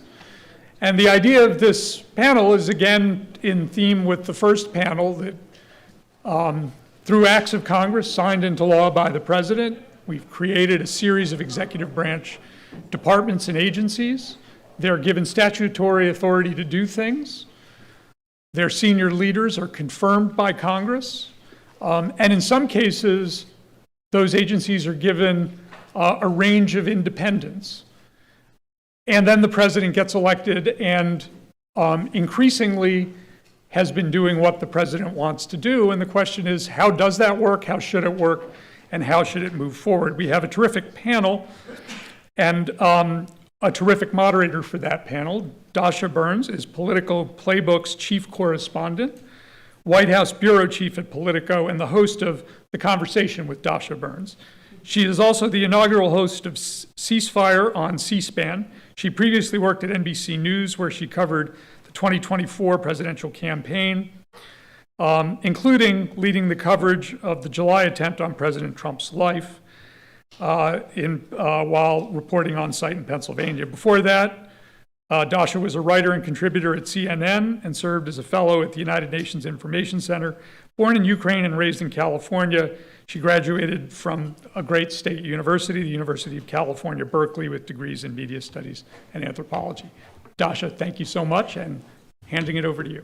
Bill, thank you so much for that thorough introduction. I appreciate the bio. Thank you, everyone, for being here, and especially thank you to our panelists here. We have legal experts. We have people that have served in government across various agencies and administrations, experts from the left, from the right, all here to dig into this topic that is dense but important, and we will make it exciting for you all, because this is really at the center of so much that this administration is doing. The idea of how does the executive function alongside and sometimes in tension with the bureaucracy and these agencies that are meant to be independent but have increasingly become less so. Is that a good thing? Is that a bad thing? What are the reforms that we might want to see to help the government function in a healthier and more effective way? So we will dive into all of this with you all. And as you go around answering the first question, perhaps you can do a brief intro of yourselves for our audience as well, so we all know what perspective you're coming from. I want to start with Sarah Wilson here, and you all feel free throughout this conversation to jump in if you have a point to add, but I'll make sure we get to all of your expertise here. I want to start with the basic premise of how the executive branch was set up, why these agencies are, in theory, supposed to be independent, and what is the trend that you have been seeing over the course of the last several decades and during this administration when it comes to that relationship and perhaps the tension between the executive and these agencies. Thank you. Just by way of introduction, I feel very privileged to be a practitioner, senior fellow at the Miller Center. My day job is I'm a partner at Covington & Burling in Washington, D.C., practicing administrative law and civil litigation on behalf of various clients. And in a previous life, I was in the Department of Justice during both the Bill Barr and the Janet Reno leadership years, and then in the White House counsel's office during the second term of the Clinton presidency. So, I mean, the basic answer to your question is our constitutional framework of separation of powers, that is between Congress and the executive branch. Since Professor Barbara Perry and I completed our essay this past summer, which is in your booklets, there's been a sea change in the direction of concentrated presidential power over so-called independent agencies. Just this past Monday, the Supreme Court granted cert before judgment on its emergency docket on the issue of whether an FTC member can be removed by the president, not for cause. This sets the stage for what legal experts widely expect to be an overturning of the Roosevelt era Humphrey's executor decision, which upheld removal only for cause protections back in the 1930s in a case involving the FTC. If you'll indulge me just for a nanosecond, I just want to read a very brief excerpt from Justice Kagan's dissent, pithy dissent, because I think it really sums up the answer to your question, Dana.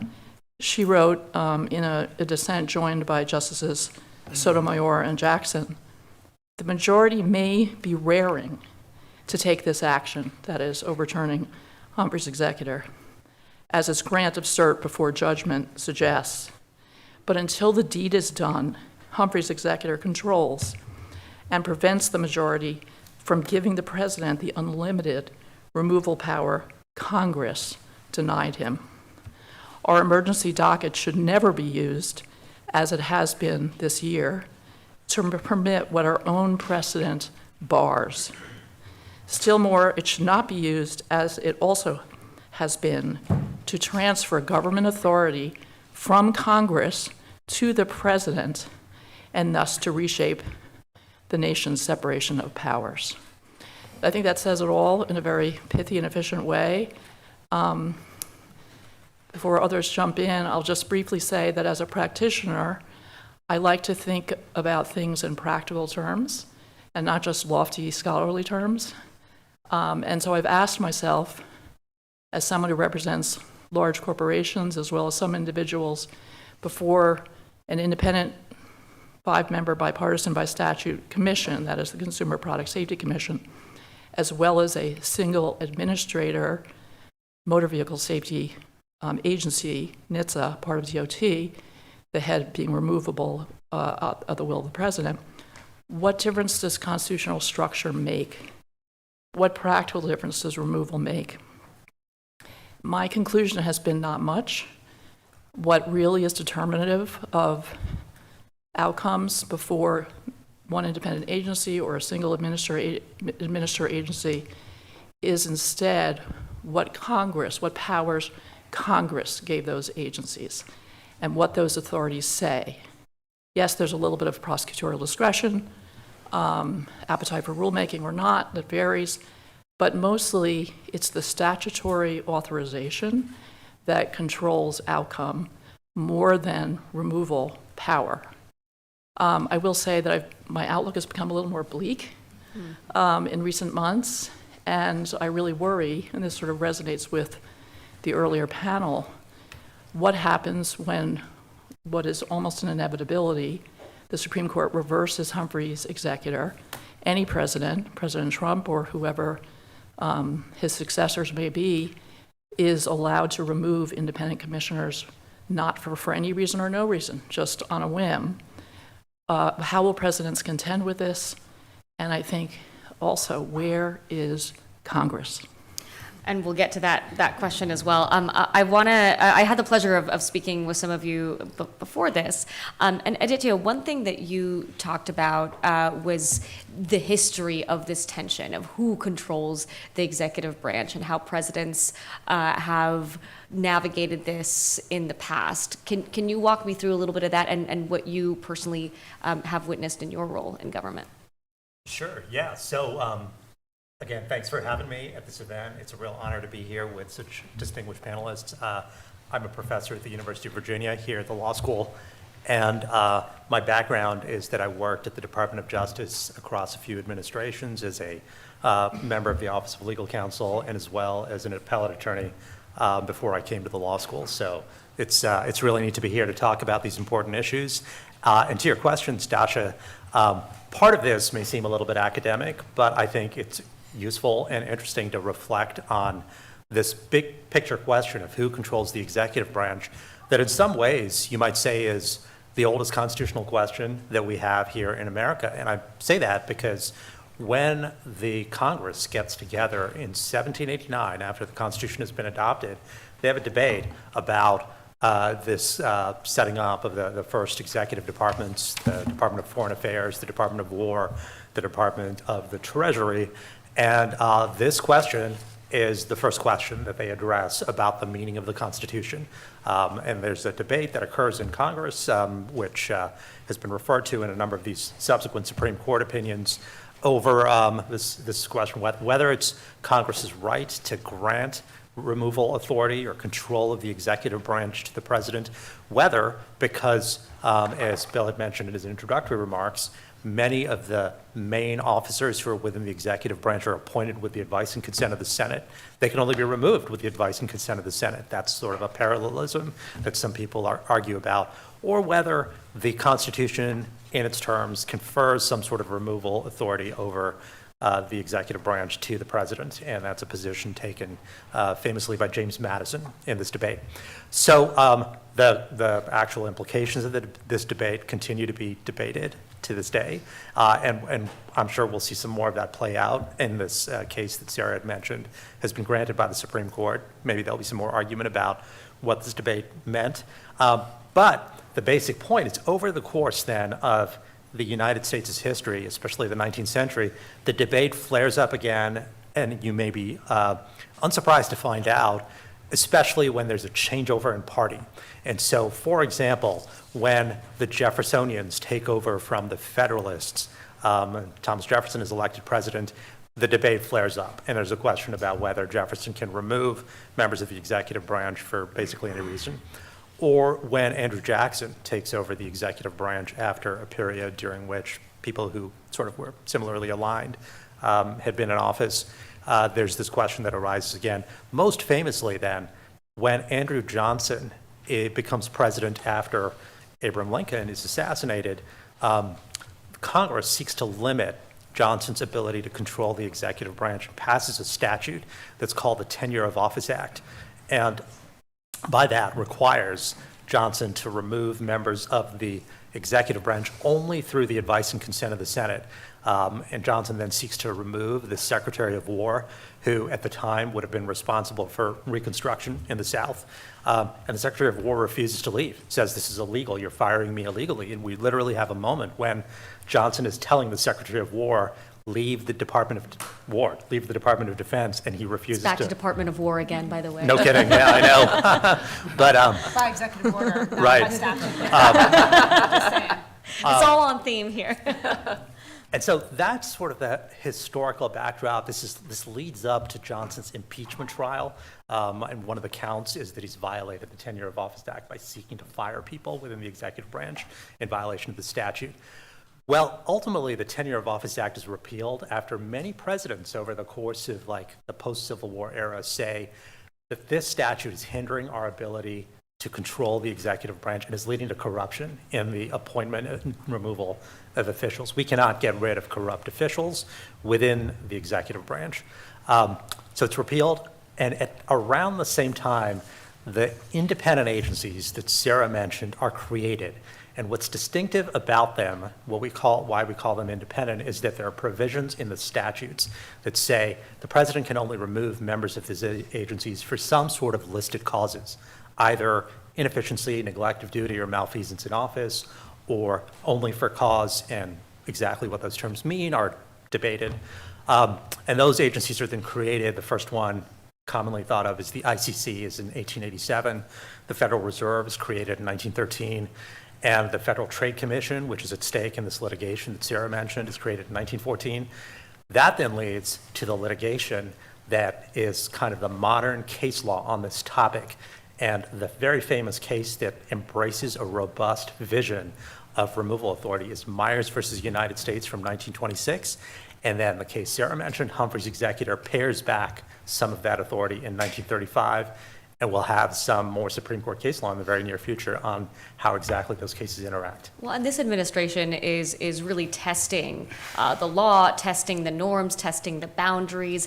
Everett, I think you can sort of make a case for why, or at least peel back the curtain on why presidents might want to exert more power over these agencies, especially in a polarized time, and especially over the change of an administration from Democrat to Republican or vice versa. Can you dig into that a bit? I'll certainly give it my best shot. Thank you, Dasha. So my name's Everett Eisenstadt. I'm a partner with Squire Patton Boggs currently. I'm a Schlesinger Fellow here. I'm very proud to be affiliated with the university. I've got a little bit of a unique background, and then I worked in the U.S. Congress as a senior staffer. So maybe you can answer the "Where's Congress?" question too. Yeah, believe me, I have many notes. But, you know, so I did that for 15 years, both in the House and Senate. I also worked as a career official at the U.S. Trade Representative's Office and had gone through a transition from a Republican to a Democrat to a Republican president. So I've experienced it as a career official. And then, of course, my most recent government experience was in the White House as the Deputy Director of the National Economic Council and as the International Affairs Advisor to the President for the G7 and G20. So it's, I guess, you know, having seen this and having seen transitions from Congress, and I'm talking about presidential transitions, seeing a transition from both. And you served under President Trump, right? I did. I served under President Trump and as a career official under President Obama and President Bush. And I think that, you know, it's interesting to see the different perspectives. So I've actually served in the transition, you know, as a staff person advising on incoming, you know, nominees and folks going into the administration, vetting those for their positions and having, you know, confirming them on behalf of my senators. And also serving in a transition team itself in helping prepare an executive branch to take charge of the incoming administration. Mm-hmm. So, and then of course, 6 months into the Trump administration being part of the new team there. And I think one of the key elements of why a president is seeking to move so quickly is because it has become incredibly burdensome to get nominees through the process and to get your policies in place. And I think one of the things that we're seeing here in this current administration is an expression of the frustration, like 4 years is not that much time. And if you spend the first year setting up the deck chairs, then you figure out how to steer the ship. Well, and the first 100 days has also become like the critical That's time. a very political, like, the first 100 days is key. That's when you're supposed to have your agenda in place, right? That's really not much time at all.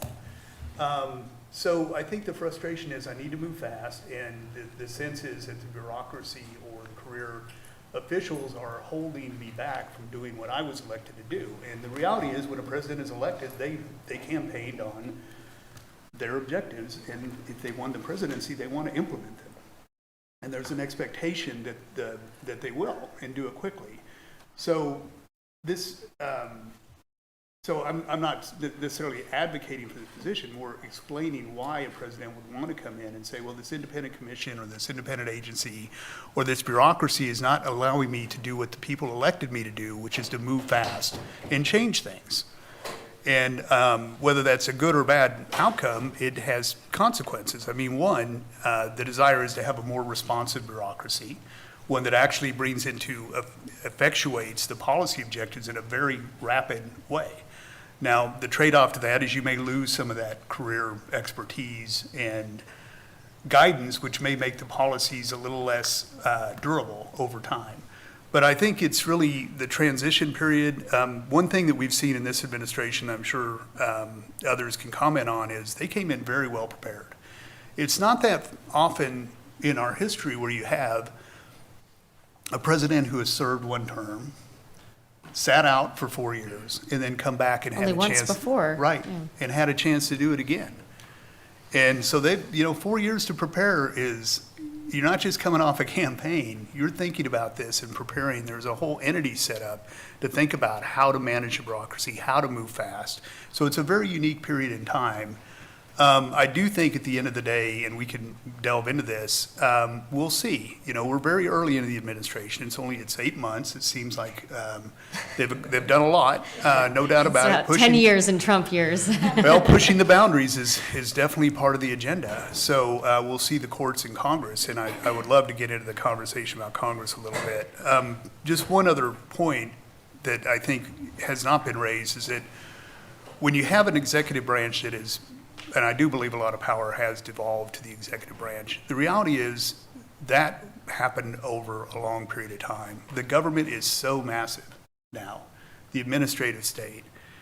They regulate so much that there's so many more tools for an executive branch to exert influence. And, that's a unique period in time as well. With new programs and new statutes, you have new powers. And how those are used, it's up to the president. I don't think we can talk about the bureaucracy without talking about DOGE and everything that Elon Musk did and that others in his place now still continue to do. There is a reason, to your point, Everett, that while a lot of people were frustrated, shocked, angered by the execution of how Musk and the DOGE department executed what their mandate, there was a reason why a lot of Americans were behind the idea of paring back the bureaucracy, the administrative state, of making things simpler, more streamlined, that people were frustrated what they saw as government bloat, right? And Mara, I'm going to go to you because you're nodding your head here. Where do you see a point to whatever was saying into some of the frustration of American voters? With the amount of red tape, with the amount of bureaucracy, and how do you balance keeping the independence of the agencies and the career officials that bring so much institutional knowledge while trying to eliminate some of the red tape that does tend to make efficiency and effectiveness more burdensome? So yes, on the first part of your question, that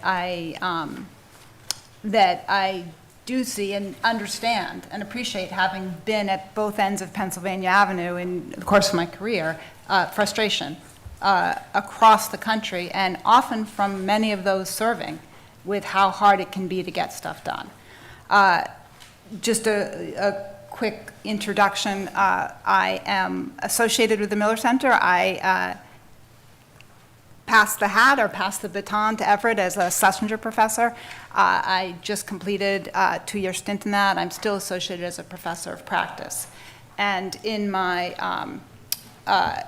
practitioner life in government, I too worked on Capitol Hill.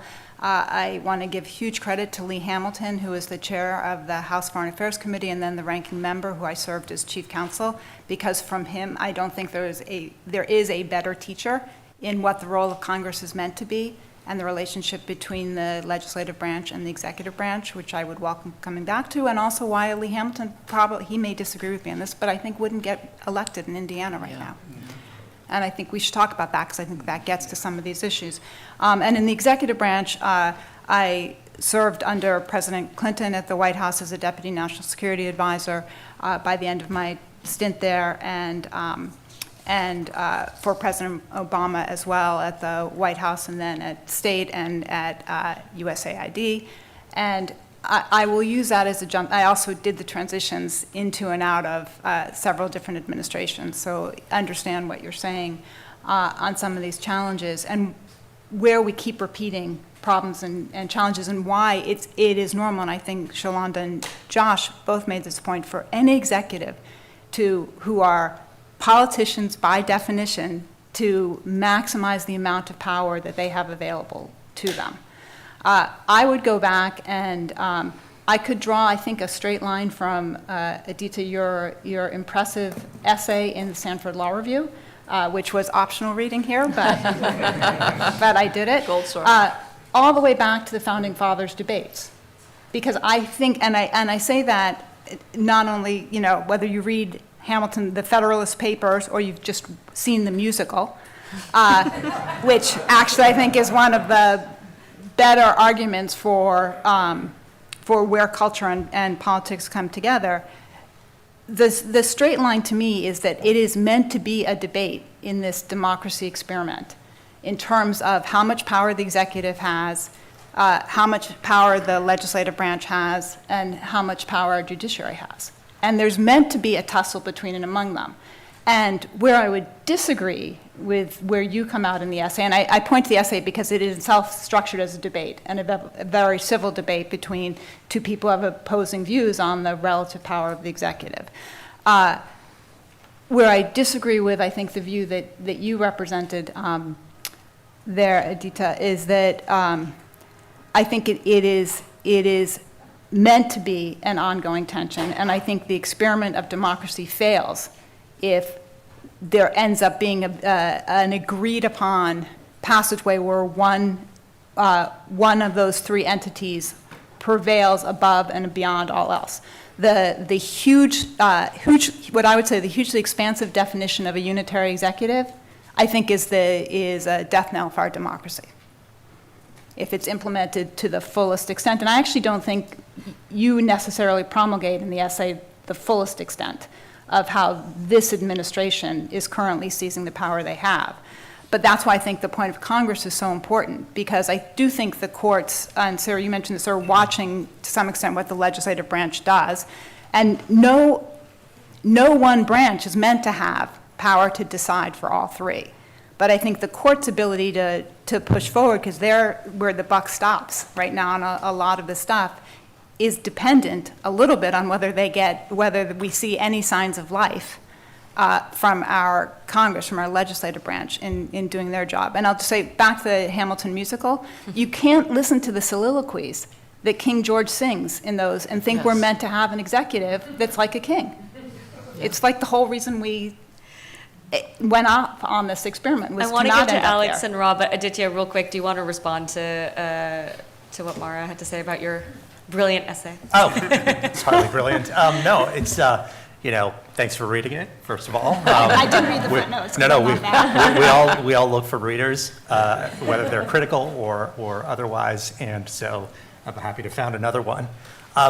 So this question, which the Supreme Court's now going to be addressing, of whether the president has the authority to remove members of independent commissions, regardless of if Congress has enacted these statutes that limit that authority. As I mentioned, it's one of the oldest in constitutional law. And I understand that there are different perspectives on this, and just to recap where I come out, I do think, based on the structure of the Constitution, as well as the history and elaboration of how this issue was addressed over the course of generations, that the president has a fairly robust authority here as compared to, how other people would look at this question. And I think that, the way that I would explain it is that there was over the course of decades debate on this topic, and there was a settlement on the topic, and this then gets to the bigger question of how you interpret the Constitution. It's probably one that we can't fully resolve around this table, but it gets to that question.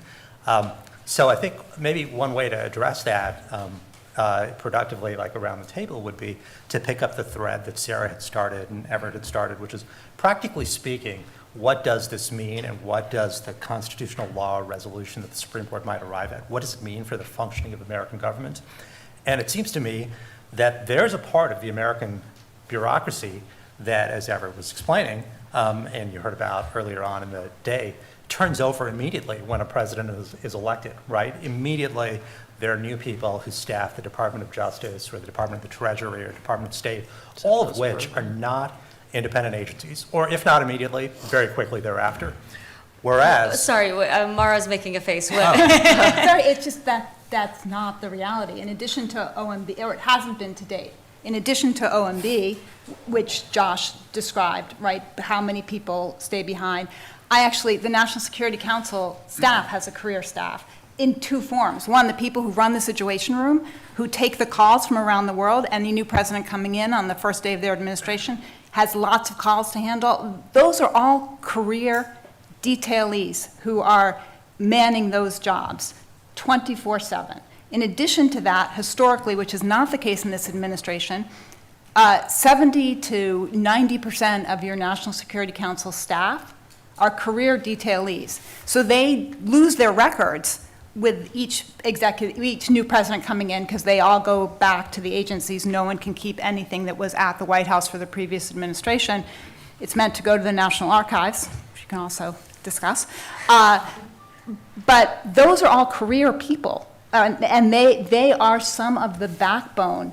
And it's not a small thing to lose their institutional expertise, even as, for your earlier question, which I didn't answer thoroughly, or maybe at all, beyond my yes. There's much that's complicated, and much that takes too much time, and there is a tendency to put in more rules and more regulations with each passing administration and not peel anything back. So there's a certain sigh of relief when somebody comes in and says, no, we're gonna take out all this underbrush. But in doing that, you start a fire. And I want to get back to this debate here, but I want to bring in Alex and Rob and your experience as practitioners, your in the room expertise. Alex, you talked a little bit when we chatted before this about Obama's frustration with the bureaucracy and the, I don't know if you want to call it the deep state or however various presidents want to label the institutions that predate them, the people that predate them, and how that impacts what they're able to do. And I want to kind of hear from both of you on this, but Alex, why don't you start? Great, thanks. It's a real pleasure to be here, and just such an important topic and time to be talking about it. So I'm new to the University of Virginia, teaching at the Batten School, teaching public policy, but previously served both at the National Security Council and at the State Department in the Obama administration first, and then in the Biden administration. So my comments come a little bit from seeing things from the White House perspective, but also seeing them from the agency perspective. Obviously, those perspectives are very different and in conflict frequently. I want to build a little bit on the point that was made earlier about, Everett, I think you made, about the desire to move fast and change things. And I think this is consistent. Or move fast and break things, as this administration likes to say. Or move fast and break things.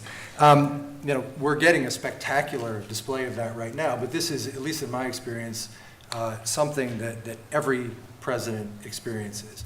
They come in with an electoral mandate, they come in with a set of ideas and a team, and they want to bring about real change. And I think there's a tension between that momentum and that expectation on the one hand, and a constitutional system which is designed to actually slow the policy process down. Our government is meant to have, as the Madison quote, which was offered at the beginning, where ambition checks ambition. Our system is designed to avoid the imperial power of a president or any individual by having redundancies, by having slow and deliberative mechanisms which make it actually difficult to move fast. And I think what we have to distinguish a little bit is, on the one hand, attacks on that idea and on the institutions which ensure checks and balances in that way, on the one hand, which again is a frustration that every president faces.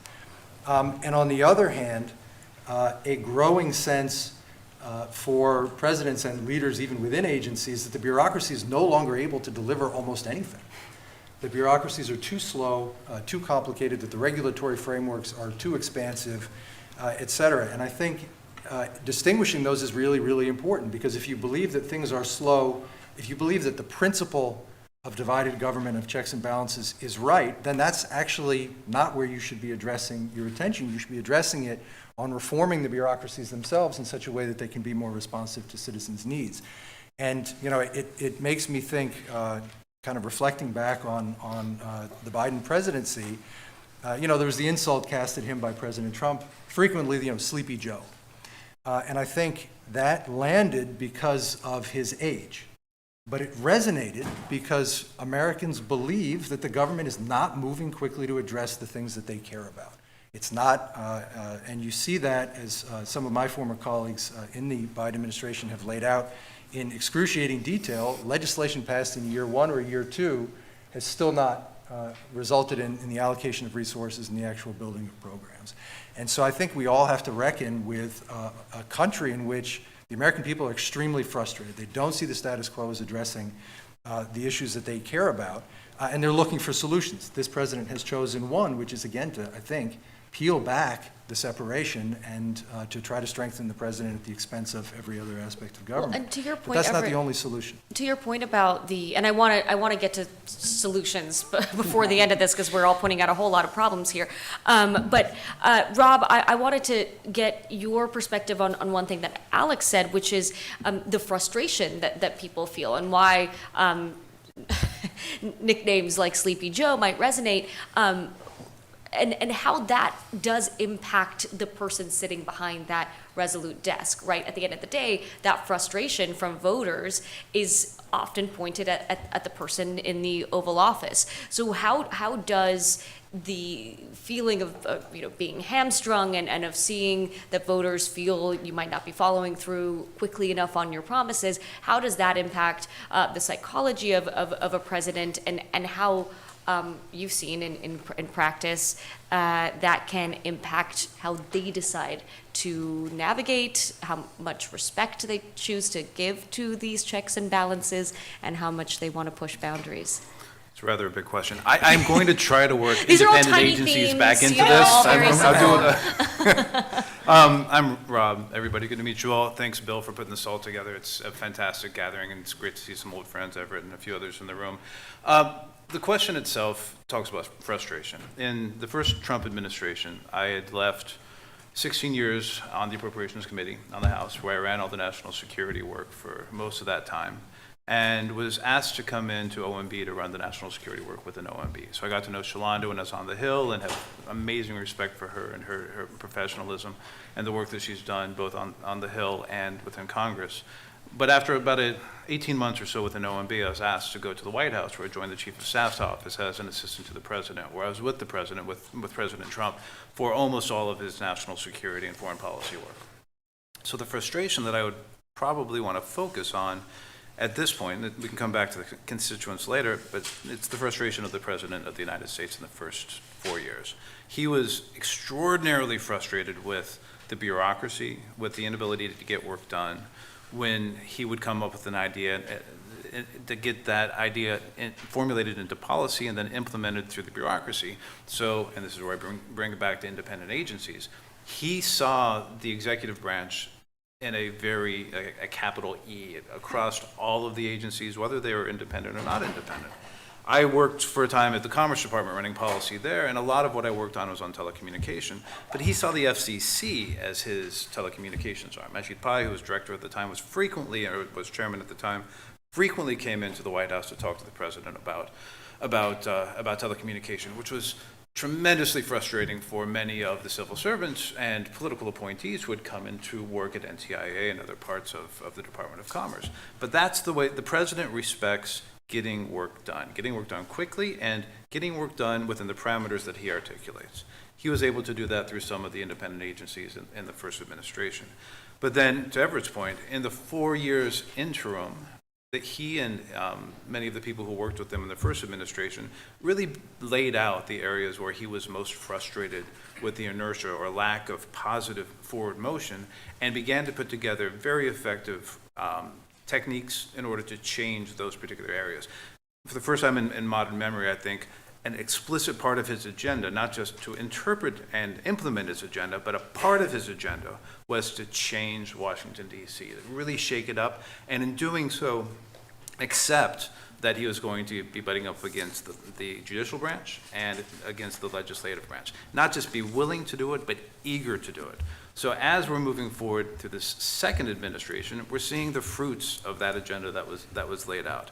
The Impound Control Act of 1974 was one of those big areas where in the first administration we felt, around the wall and other things, that the president should be able to move money. We, the bureaucracy, felt the president should be able to move money and stop money when the case might come up, but he was stopped from doing so because of the way the ICA was being interpreted. So it was very purposefully part of this administration's agenda to change the Impound Control Act. But I think what's most important here is that when the president came into the second administration, his mindset was one of shaking up the House, challenging everything he could challenge, because he wanted to achieve his agenda. He felt a mandate from his constituents to achieve his agenda as effectively and efficiently as possible. And oh, by the way, many of the people that elected him were unemployed, felt unhappy with the way the economic system had served them since the early 2000s, and were looking themselves for a massive change in Washington, D.C. And when the president heard the outcry from the civil service as they were being laid off or their jobs were being threatened, he had that other voice in his head from people who had always been struggling for livelihood. So he had to balance how he was going to be responsive to both of those sets of voices. I think the last thing I would raise is that this is the first president in modern history who has been impeached not just once, but twice. So the ability of the legislative branch to use its existing authorities to curb the president's powers through the threat of impeachment doesn't really matter to the president of the United States. So let's take off on what Rob just laid out about what this administration, Trump 47, has done to this relationship that's at the heart of our conversation. I'm just going to toss this up, and whoever wants to catch can get us started on what this administration is doing, how it's changing that relationship, how we use the word unprecedented a lot, and I like to gut check with experts how accurate it is to use that word when it comes to different subject areas. So I want to know how accurate, how appropriate is the word unprecedented with the boundaries that this president is pushing, and how long-lasting might these changes be? Can you put the toothpaste back in the tube? Do you even want to? Ball up. So I want to give a very concrete example, again, in the context of the Consumer Product Safety Commission. And the takeaway is, yes, I think the word unprecedented is appropriate. And I also want to problematize this idea that what is really going on here is scaling back of bureaucracy, as opposed to, intentionally or not, slashing and burning democratic institutions and relationships. So President Trump, second administration, had two options. He could have staffed the 5-member bipartisan by statute commission with 3 Republican members of his choosing that would have to be appointed by the president with the advice and consent of the Senate, and thereby get a majority on this independent commission, which he's allowed by law. He tried to do that during the first term. His chair nominee got Republican opposition on the Hill, and so he ended up with the most liberal Democrat being the acting chair during Trump 1. Or he could take the option that he did, which is within 24 or 48 hours of the commission by a divided vote passing a lithium-ion battery safety standard. The 3 Democratic commissioners said, you know, this should be a standard and it shouldn't go to OIRA, to OMB, to be reviewed because we're an independent commission. And the two Trump-appointed Republican commissioners said, no, we want this to go to OIRA. You know, we've read the executive order. We're going to do what Trump tells us to do because we want to keep our jobs or whatever. So he fires the 3 Democratic commissioners. The federal trial court overturns that termination in a nanosecond. Supreme Court stays the reinstatement because the harm to the government of an independent agency member performing executive functions purportedly is more dangerous than going back to the status quo of the way the commission used to operate. So they get fired, and then the rule goes to OIRA, which I think people can fairly recognize in many Republican administrations, rules go to die. So, you know, I ask everyone, what is given those 2 different pathways, playing by the rules and getting what you want through the rules that exist, by exercising your appointment power with the advice and consent of the Senate, or slash and burn, this is too slow, I just want to show that I'm going to do this because I don't like independent administrative agencies and it serves this agenda of Project 2025 and others to, you know, sort of prove that independent agencies shouldn't exist. So that, you know, are we better off as an economy? Are we safer as American people not having that standard in place? Does that put us at a competitive disadvantage vis-a-vis other countries importing cheap, non-compliant goods? Like, is that really about trimming back bureaucracy if a rule that passes in accordance with our democratic principles gets buried? Or wasn't there a better option just to follow the rules? And Mara, I know you wanted to jump in here. Sure, because I actually think, Rob, I appreciate when we were in Greece together too, you did the same thing. If you focus in on what I think is one of the things that has made President Trump seem to be so effective, but I don't want to use the word effective because I think part of this goes to the difference between efficient and effective, and I think that's key for presidency. He may look like what he's doing is increasing his efficiency. I think the heart of it, which is a point you've made in different contexts, is the population, not just constituents of President Trump, they're actually constituents of President Trump and of Bernie Sanders, which shows that, in other words, a huge part of the country, not college educated or not necessarily seeking to be college educated, who want better jobs, better opportunities, and have gotten to the point where they see government as standing in the way of that. And I think sometimes layers of bureaucracy, the pace of movement it's understandable why they would have that sentiment. But I also think there are other things going on that across administrations this country needs to get better at addressing for a significant part of our population. Because to Sarah's point, I think there's a lot of storm and fury on slashing bureaucracy. I actually don't think the numbers show that's what's happening. And instead, if you cared about slashing bureaucracy, you'd actually look back to President Clinton's administration, where not only did the work that I think Elaine Kmark is here somewhere, that she led, cut 25% of positions across government. And I will say, because I had to endorse Andy Berger, the National Security Advisor, being very frustrated that he felt that one of the few campaign promises President Clinton was intent on keeping was a ceiling on the staff at the National Security Council. Right? And so we stayed at 125, which is what the first President Bush had.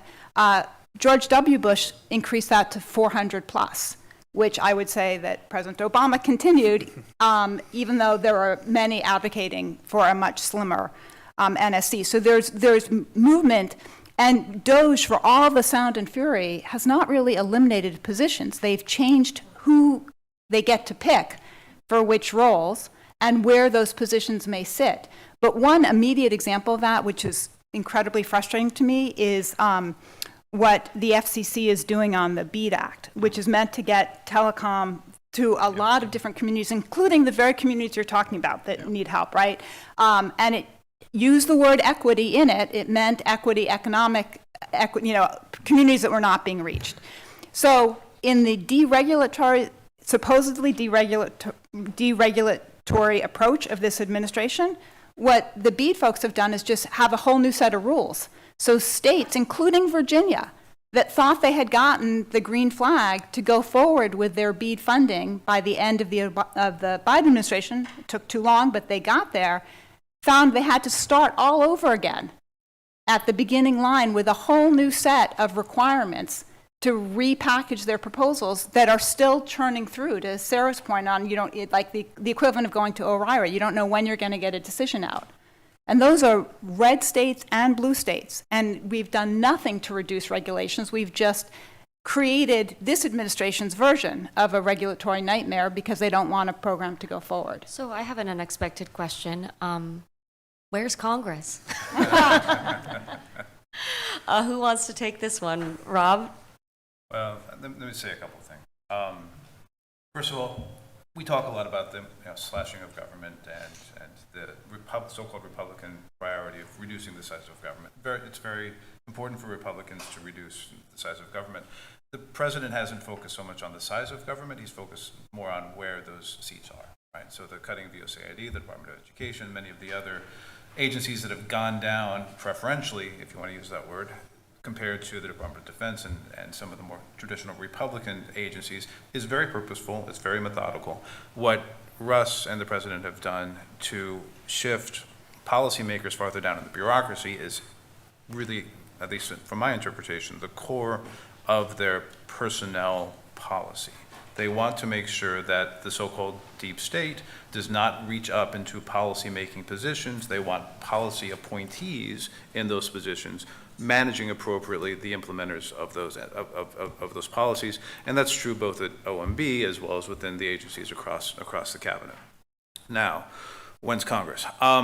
Grand question. Having written appropriations law for 16 years and been involved in many of the major, in fact, case in point, my first big piece of legislation was that which implemented PEPFAR, funded and implemented PEPFAR. So it'll be great to see Mark Dybel and some of the old crew tomorrow or tonight. They're fantastic human beings. We worked very closely, depending on which administration was in power, to set up rules that would give them the authorities to be able to spend the money to achieve their policies. And that was the Appropriations Committee historically has been relatively bipartisan. That has changed pretty dramatically in recent years, and we could probably do a whole separate session on the internal reforms in Congress that have led to the increasing polarization and lack of relationships across the aisle. We won't have that conversation today, but I think it's an important one to have. It will take some time, but I do believe that Congress will begin to reassert its authority, especially its power of the purse. It's not doing that right now. I do not know what that forcing function will be, but I do know that in order for Congress itself to reassert its authority, there's going to have to be a rethinking of, well, an evolution of the way the president, whether it be a Republican or Democratic president, informs the primaries and elections at the district level, especially in the House. That, in many ways, I think, informs this basic breakdown of the relationship between the power of Congress and the power of the executive branch. And I'm looking to people in this room to help me come up with solutions about how that process reformation might take place. Well, and that's going to take time. That's not something that could happen, at the snap of a finger. So in the meantime, what do you all want to see out of Congress vis-a-vis the executive branch and some of these concerns that you all have raised about how this relationship has evolved? Solutions? Well, so I'd like to pull on Bob's thread. You said we're not going to talk about relationships, Okay, but I actually think therein lies a big part of the solution from a congressional perspective. So one brief anecdote. After the 2000 election was called for President Bush, President Clinton went on a post-election sort of nostalgia tour, New Hampshire and Massachusetts, and I was lucky enough to be on Air Force One and help staff those events. And then Senator Kennedy and his wife flew back on Air Force One with the president after this, huge farewell speech that Kennedy introduced in Boston. And Senator Kennedy asked to speak with Paul Begala, who was on Air Force One.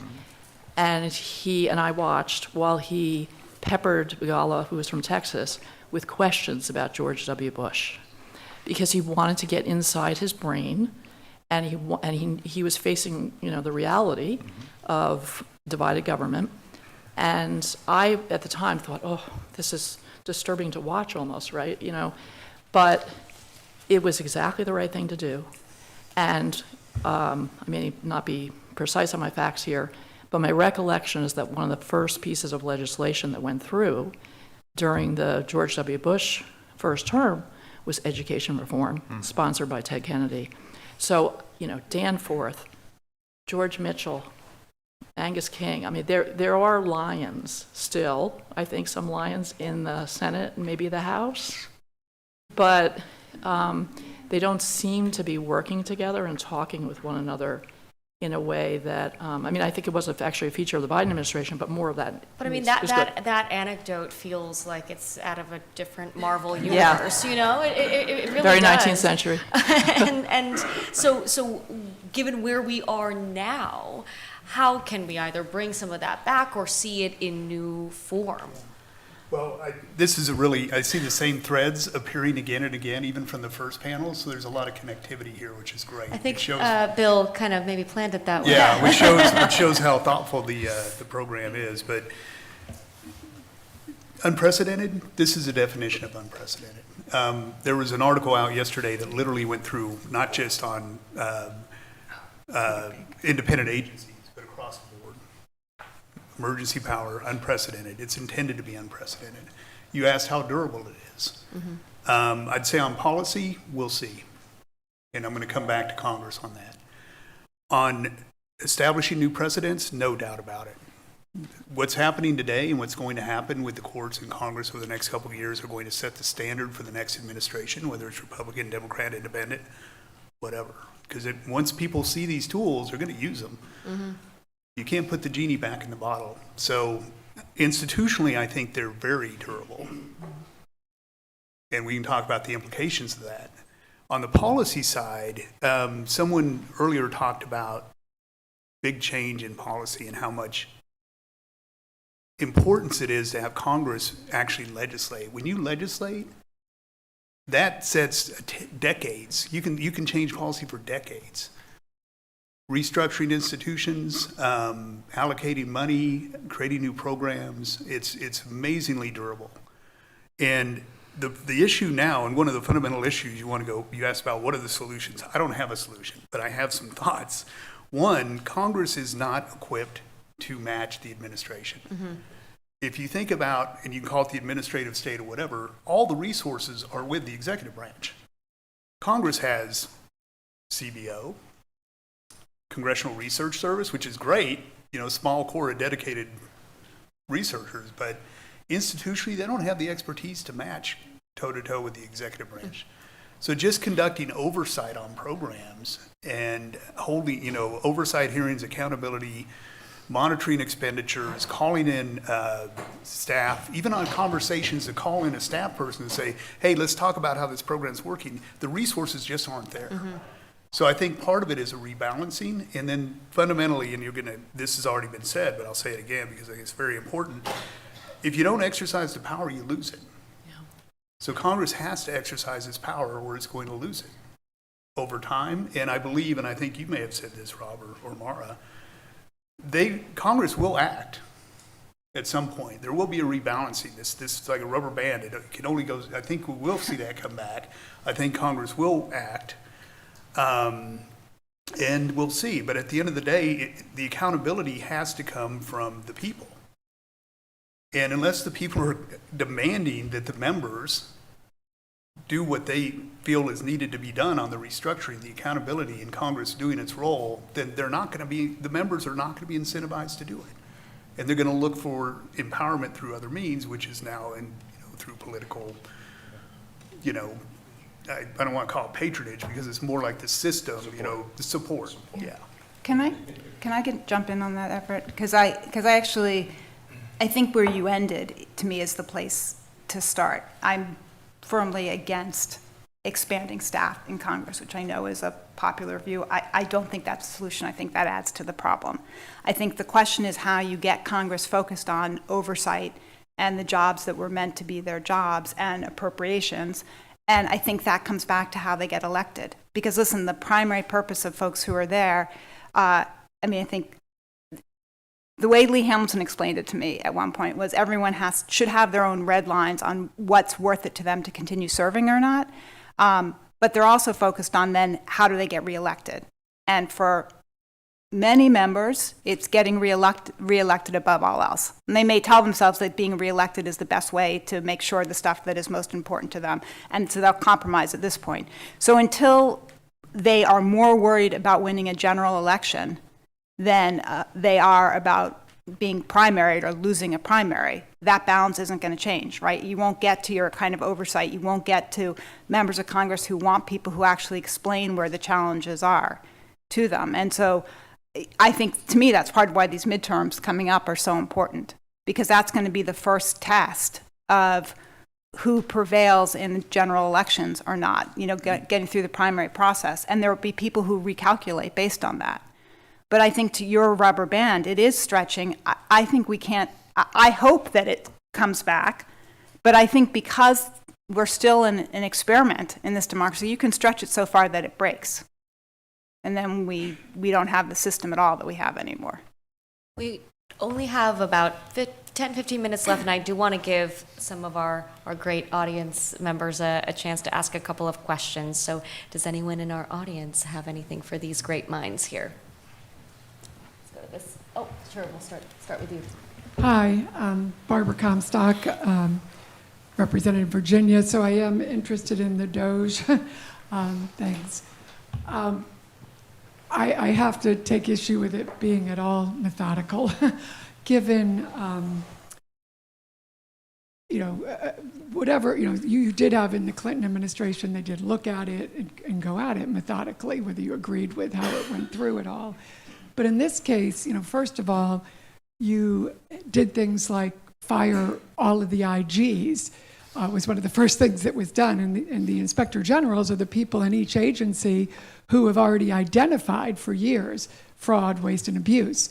And many of them were some Trump IGs and people who were very friendly to the whole mission.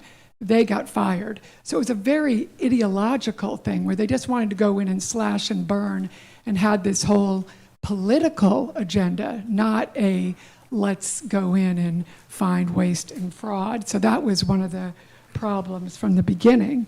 And then they brought in these kids who didn't know government at all either. So when you had, their silly names and all, who went in there, they didn't understand the work they were doing or the agencies that they were in that created a lot of problems. And then third, you had this, just the buyouts that were just given willy-nilly, so that you had situations such as, just for example, the FAA, where you recall where Secretary Duffy was very upset because he had already had a shortage of air traffic controllers, and then he had some of his best people at FAA retiring. So you had a very infamous fight with Elon Musk and Secretary Duffy because, again, no thought to how this was being done. And then you also, were losing people in other agencies, very experienced people who get jobs on the outside easily, were the ones who were taking the buyouts and then having people staying there. So there was no methodical, thoughtful way of doing this, and the people who were coming in were then, as we've now seen in so many cases, getting directives from Laura Loomer on who they had to get rid of, notably the NSC director getting, fired because Laura Loomer didn't like some of the people on his staff and things like that. So, and then you have things like DOJ, their public integrity unit has now been gutted. So I think they only have 2 people remaining there. So while you have this effort to go after, sort of this political retribution, there's actually no skill to do it. So that's a good thing if you're, I guess, Jim Comey or whoever they're going after lately. And then even here in Virginia, we have our 2 U.S. attorneys who were very conservative Republicans who got put in the Eastern District, Western District, who now have been kicked out because they weren't seen as politically malleable and wouldn't take orders because, they probably realized that you can't be pardoned when you get disbarred. That is not a pardonable thing. You can't get your law license back with a pardon. So I think this whole DOGE effort has not been done in a way, and as we've already seen, it has not cut the government costs. Government costs have gone up over these first 9 months, not down. And there's already been rehiring in a lot of these agencies. And as you get people in who don't know what they're doing, I think just this morning found out that Tulsi Gabbard and taking clearances away from those 37 people now can't do a lot of the prosecution she wants to do. So I think this whole DOGE effort, when we talk about saying everyone liked the idea, we often falsely say, oh, we like the idea, but the implementation has been really not at all well implemented, and it has been pretty much a colossal disaster. And I think we have to look at the effects. If it costs more and the people left there aren't doing things effectively and aren't even doing what this administration wanted them to do, I don't think we can call that a success. If it costs more, does less, and does it less efficiently. Constituents, and I have great respect for the work that you did. No, I understand. I am an advocate for government reform for efficiency and focus. Had I designed it, it would have been designed very differently. And I think for the welfare of the conversation, I'll probably stop right there. We don't have too much time left, and I do want to get to a couple more questions, so we'll go to you next. Hi. Yes. Hello. I'm Elizabeth Rees. I'm a research fellow here at the Miller Center, and my question actually touches on something that was picked out in the previous question, which was this role of the Inspectors General. Glenn Fine's book in the Miller Center series here does a great job of explaining all about his time there. And I was just wondering if any of the panelists had any thoughts about the gutting of Inspectors General, and if that role has, what kind of use that will be in the future going forwards, if you have any expertise to shed on that. Thanks. Anyone want to take IGs? Mara? As a practitioner in government, there was not an IG I had to work with who I appreciated. And so there's a natural impulse to, and I do think that there's a lot of bloat there, and they spent a lot of time going after some things that aren't what I would say were things that made sense to go after. And I bet every senior person in every agency, if they were being honest with you, would say something Actually, again, let me similar. ask around the table the practitioners here who agrees with Mara on the IG But question. I would just say, but I think they serve an important function and need to be there. Sorry. Okay, who agrees with Mara on the IG question? So I'm not going to say I'm in full agreement. I will say that there are many IGs out there who have taken very political positions over the years. And in the first administration, that happened a few times. So this is one of those areas that were identified by the first administration that needed reform. Now, the extent to which they've made changes, again, it perhaps is a difference in implementation, but it's not a surprise to me that they've gone after IGs. I think that's the theme that we've been hitting on a lot, that there's like the theory and then there's the implementation, and that's often where the rubber meets the road here. We've got one more here. Thanks, great, wonderful panel. Ian McKee, Miller Center faculty. And I want to, I think, follow up on Barbara Comstock's question about DOGE and some of the back and forth on efficiency and cost cutting. And I'm struck by Rob's comment about how in the first term Trump had a voice in the back of his head of his voters, or how he understood them. And that leads me into, I guess, a question about whether we're actually missing the bigger picture of what is happening with things like DOGE or some of the larger questions here about independent agencies, all of these dimensions, even the unitary executive.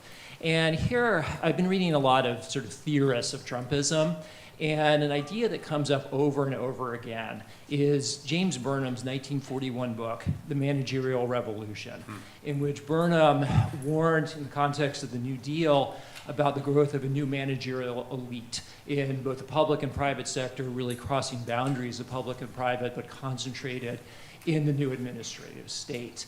And Burnham's fear, and this has been a touchstone on the right really ever since, was that this was a concentration of power and the capacity for that elite, that managerial elite, to become essentially self-serving. And when we look at what's happened in the first 8 months coming out of the Trump administration, is this really a mistake, I guess, to think about it in Reaganite terms of smaller, or Clintonite terms, for that matter, smaller or more efficient government, but really much more about clashing conceptions of what democracy would look like and who it serves? And my point here would not be that Donald Trump or Elon Musk has read James Burnham.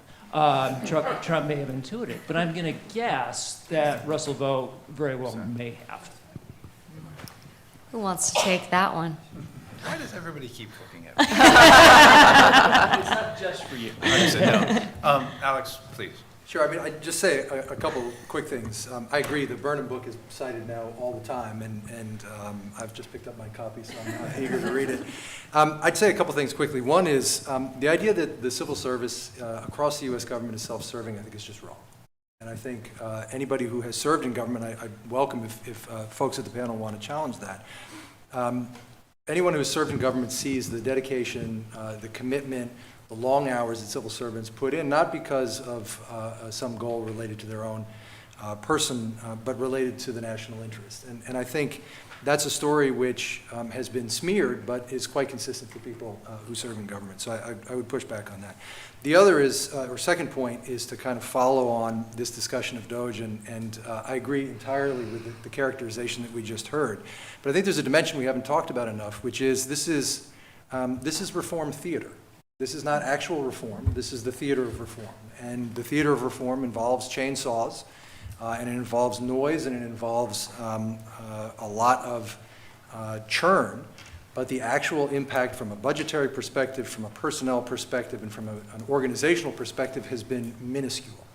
And I think this is an area where, if not on a bipartisan basis, then at least for the Democratic Party, can't be the party of going back to what was there before. It has to be the party of embracing the need to fundamentally change some of these institutions and do it in a way that actually involves the American people and involves a deeper debate about how to make those reform processes successful. So just one really quick comment. I'm probably not going to shed any tears for IGs, but we haven't talked much about the Justice Department, where many of us spent a lot of time. And I do think that some of the changes and norms and practices and departments and the way work is allocated, the Justice Department is going to do lasting damage, and it may be hard to sort of put Humpty Dumpty back together again, although I'm hopeful. The elimination of the honors program, which many people, I swear I started my career at the Justice Department, I think is going to, level down the talent at the department at the entry level.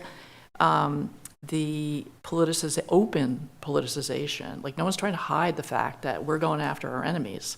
And for an attorney general to, sort of embrace that presidential directive, if you will, with no resistance, but actually, say, yes, sir, is astonishing. I think, across Republican and Democratic administrations. And then, relatedly, sort of this line that used to exist, sometimes in name only, but also practically, I think, between, the White House political objectives and an independent Department of Justice. I think that's gone, and I think that is sad, very sad. I think that between the rubber band, the toothpaste, the genie, and the Humpty Dumpty metaphors, we have all at least come to the conclusion that it's going to be very difficult, if not impossible, to go back. And so the only other option is to move forward and to find solutions and to make reforms. The direction of which those reforms take, I think, is the big question here. But I think we did got some excellent insight from you all as to the changes that have been made, but we might see coming down the line here, and how we might think about these relationships among these institutions and between them. So thank you all so much for lending your expertise. Thank you all for coming and listening to these brilliant minds discuss and debate. That's what this is all about. And thank you, Bill, for bringing it all together. So appreciate you all.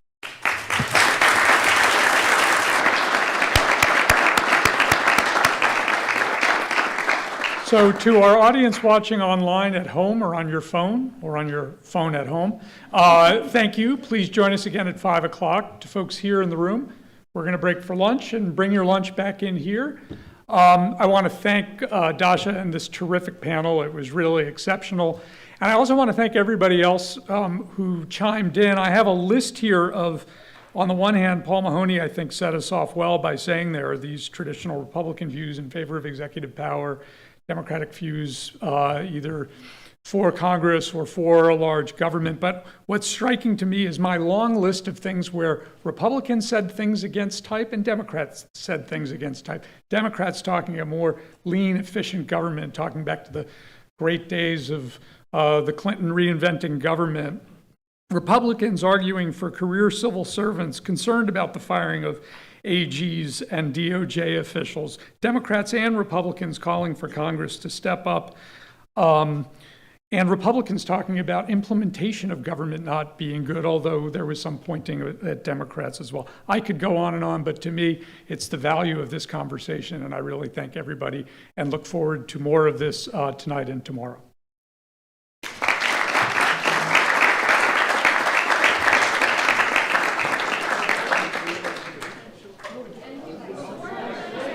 One last stage direction from Kelsey. If you can hear me, we are going to take a full group.